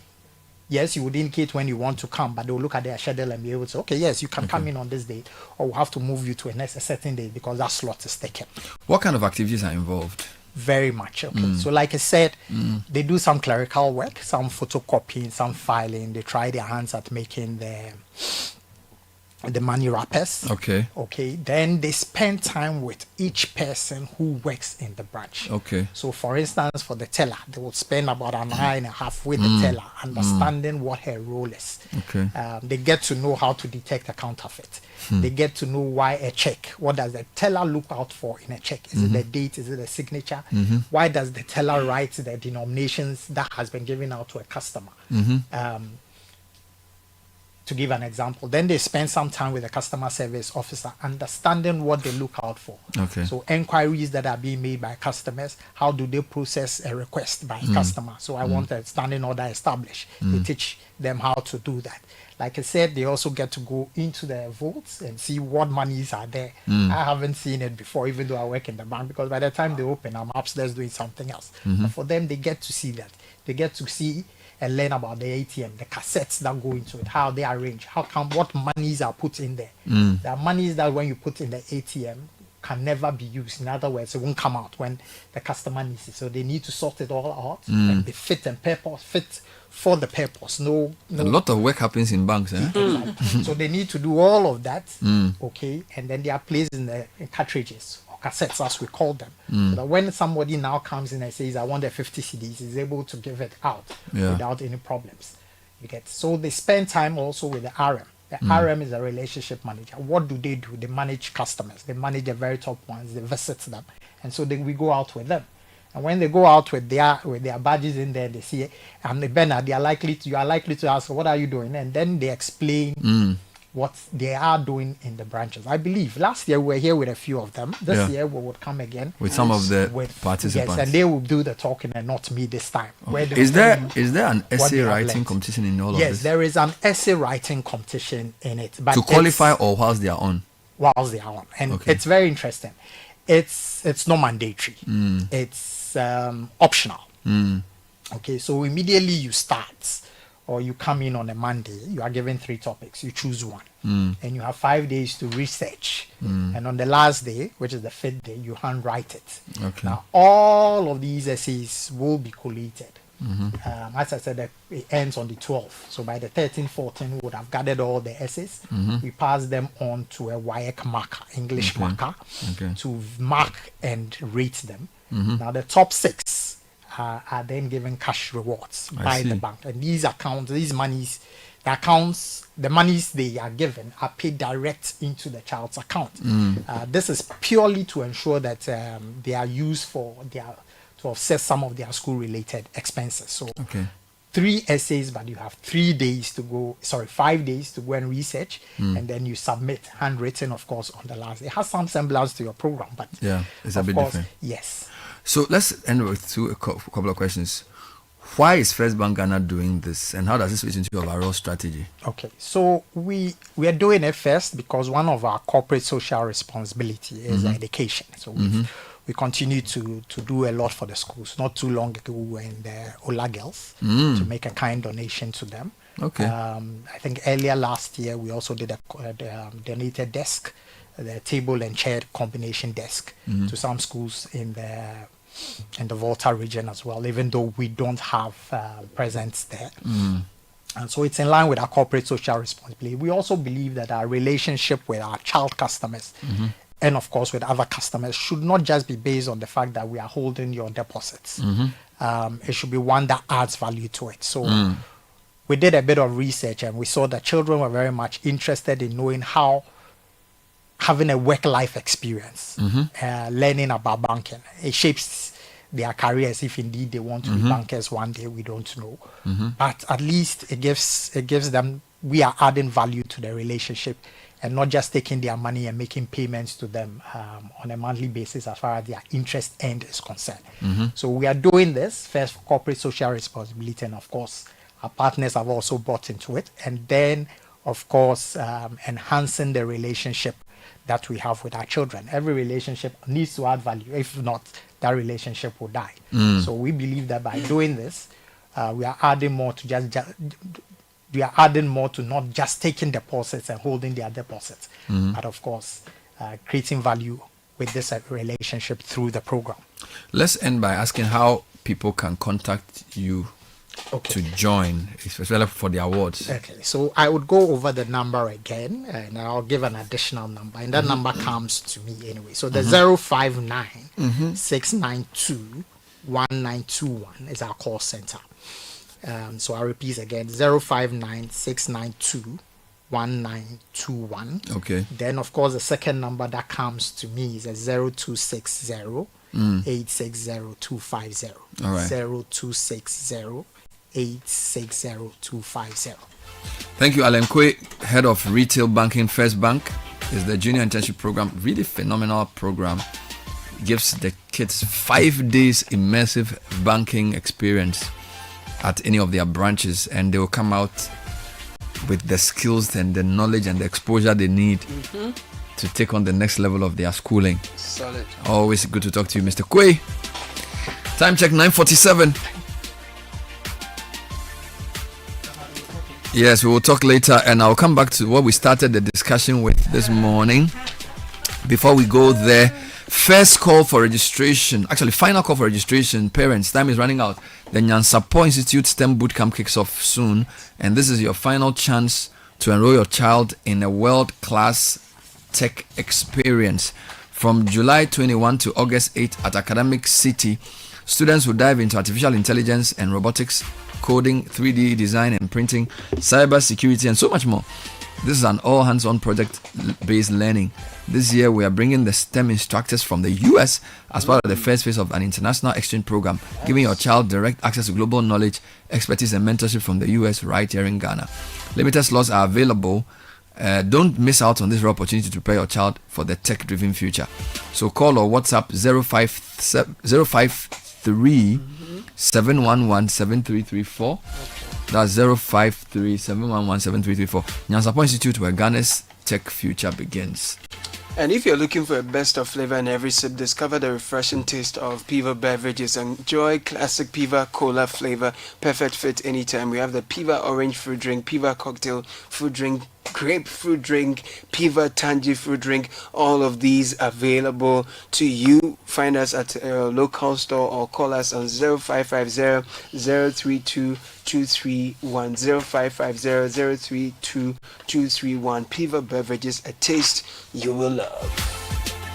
And Diamond Cement says when you buy anything, it's got to be the very best. We have the 42.5 hour grade cement, highest quality cement on the Ghanaian market. We've been rated green by EPA. We are in the system. We've been here for the last 25 years, and we've helped so many people and projects. So now we have the 32.5 hour grade on the market. Great value for your pocket. So buy cement. It should be Diamond. Go for Diamond Cement. We have factories in Aplauta, Kwadi, and Boepe, and we are located nationwide. But call 0244 313 368 0244 313 368 for more. Diamond Cement, still as hard as a diamond. Have you heard about the APSA Black Star Marathon? Well, it's calling, and now is your time to respond. Whether you're chasing personal glory, running for your health, or telling your story with every step, don't miss your chance to be part of Ghana's premier marathon. It's happening Saturday, July 26, 2025. The Independence Square is the location. 6 a.m. sharp is the time we're starting. The race categories are full marathon, 42.2 kilometers, men, women, racing wheelchairs, 10 kilometers run, jog, walk, wheelchair category. Register now at blackstarmarathon.com. Dial *713 *22#. Registration closes soon, so please, no excuses, no delay. The Absa Black Star Marathon is sponsored by Absa Bank Ghana, Glyco General, KEK Insurance Brokers, Silver Star Tower Limited, Japan Motors Ghana, Sunsika Stores, and Twitsco. Our partners, Lion Club International, CIMG, Call Print, Business and Financial Times, New Times Corporation, Ghana Athletics, Ghana Tourism Development Company, National Sports Authority, Ministry of Sports and Recreation, and Track Relay. There's more when we come back. Stay with us. This is the City Breakfast Show, the city's biggest conversation. Charlie, where are you? Boss man, I'm at the bank. Really? But your car is in front of your house. Bro, my bank on my phone, Charlie. Oh, how? EcoBank, bro. With EcoBank mobile app, I can do everything, anywhere, anytime. Listen, I just checked my account balance, paid Ahmed's school fees, and sent money to my grandma at Walwale. Oh, wow. Wow. Masa, just download the EcoBank mobile app from the Google Play Store or the App Store, or dial *770# and be your own bank manager. Manager. Whether to pay bills or fees, to check account statements, send money across Ghana, abroad, and more, EcoBank mobile app has got it covered. EcoBank Mobile, making everyday people live everyday lives the EcoBank way. EcoBank, the Pan-African bank. Wherever you are, the game is nothing without you. It's on like never before this season. Every major league, every cup, every qualifier, the players, Kudus, Semenyo, Iñaki, the goals, the emotions, and the bragging rights. It's all on SuperSport, available on DSTV and GoTV. Get your DSTV decoder at 89 cedis and GoTV decoder at 399 cedis. DSTV, your home of entertainment. GoTV, love it. Are you a student in Ghana? Are you 11 to 15 years old? Are you ready to write, think, and analyze your way into hearts and minds and straight to the top? Then it's time for you to get ready for the Literacy Challenge 2025. For level 1, this year's big essay topic is, in not less than 600 words, discuss the effects of climate change on agriculture in Ghana. What challenges do these effects create for individuals, families, communities, and the nation? Suggest practical solutions to help all Ghanaians mitigate these challenges. Your essay must be in your own handwriting. It must be endorsed by a parent or a guardian. Add your full contact details. Deadline, Saturday, 26th July 2025. Submit entries to the front desk of Channel 1 TV or City FM, or mail to P.O. Box GP 14123 across Central. If you make it to level 2 and go on to win level 3, you will win 10,000 Ghana cedis cash, a glitzy trophy, and bragging rights as the most outstanding all-round JHS student in Ghana. So, get writing and show the nation what you've got. For more details, call 0205-973-973. The Literacy Challenge 2025 is powered by Citi FM, supported by Channel 1 TV, and is sponsored by Belmu and GB Assessment.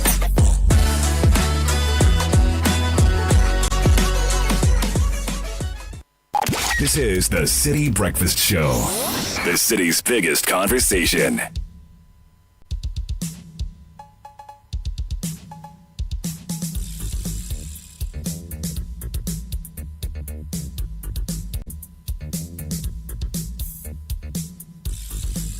5 minutes to time. Let me announce again. Elevate your career at the 2025 PA conference happening on Thursday and Friday this week at Labadi Beach Hotel.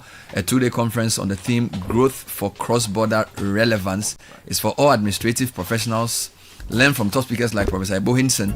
Witness the historic launch of the Africa Institute for Personal and Executive Assistants. You can also go to www.565.co or call 0244-054973. That's Mami Ekuyagezi, who's one of our guests on our Effective Living series. A PA conference is for growth, value, and impact.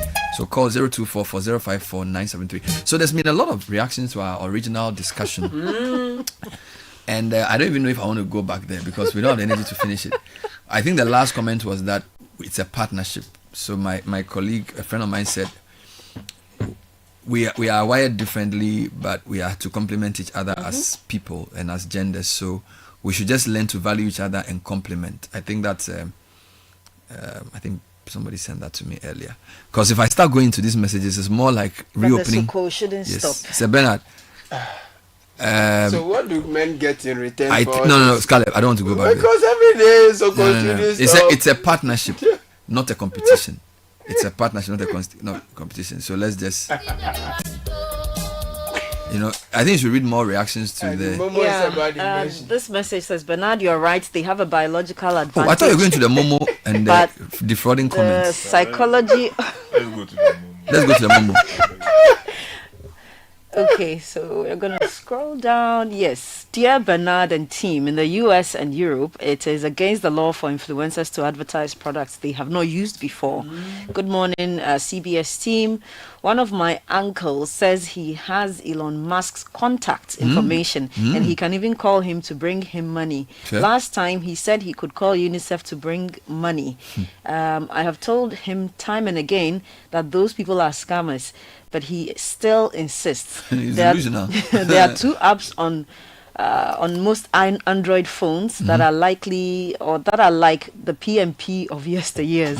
Phoenix Browser and Opera News. Those apps are some of the most popular ones that people use to fish for information. Usually when I see a story on those 2 apps, I never click it because I just have a feeling that this, sometimes you can tell, like Phoenix Browser and Opera News, never. Here's a guy who does IT. He says, I just saw a clip on Instagram of you interviewing Nana Kwame Bediako on Channel 1 talking about some investment scheme that seemed to be too good to be true. Invest 2,800 and get up to 50,000 cedis. The whole thing looked like an AI generated clip, so I reported it to Instagram as a fake celebrity endorsement and advert. Please advise your listeners and viewers to report such clips as fraud / impersonation instead of just forwarding them to you. These social media platforms are too large to be managed manually, so they use AI to manage the platform. The more people report a particular clip, the more likely the AI algorithm on the platform will take action by taking down the clip and blocking or suspending the underlying account. Right. Of course, these criminals will simply create new accounts and continue their criminal activities, but at least this would slow them down. I like this very comment. So please, instead of forwarding the message to me asking me if it's true, I'm telling you it's not true. Report it. I'm not endorsing any product on any social media, anything. The only thing I endorse, what I read adverts here. I don't endorse anything anywhere. So please, if somebody tells you I'm doing sex enhancement drug, medicine, money, no. Cyber, what they call that one? Crypto. All be lies. Report them as fraud and impersonation, so that they will be taken down, so other people will not be victims. Don't forward it to me asking me if it's true. I can't respond to all those messages. It's too much. All right, guys. That was a good one. Yes. So basically saying let the day be. So there's a way we greet when you finish a morning talk. Let the day be good. Yes. In Kekamenenyo. Thank you. Emojineko. Makwansun nye clear. I don't know how you say it in Fanti. How do you say in Kekamenenyo? Like let the day. We wish you a good day. Yes. Well, a switch. Have a good day. May the day is an expression.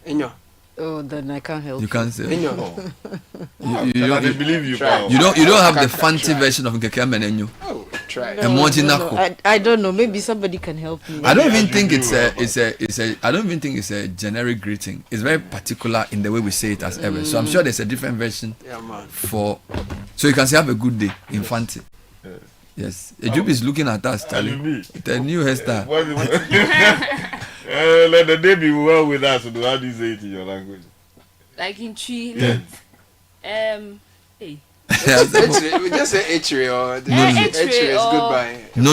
We are not. I think it's not goodbye. But if I want to translate it, maybe. Caleb. Have we are not saying that. Yeah. Goodbye. We are saying it's an expression that wishes you a good day. It doesn't exist. Is there? Okay. That's directions. Charlie, I'm out of here. All right. Thank you for being on the show. Time for City News at 10 with Ejubi Afiakintin. Take it up.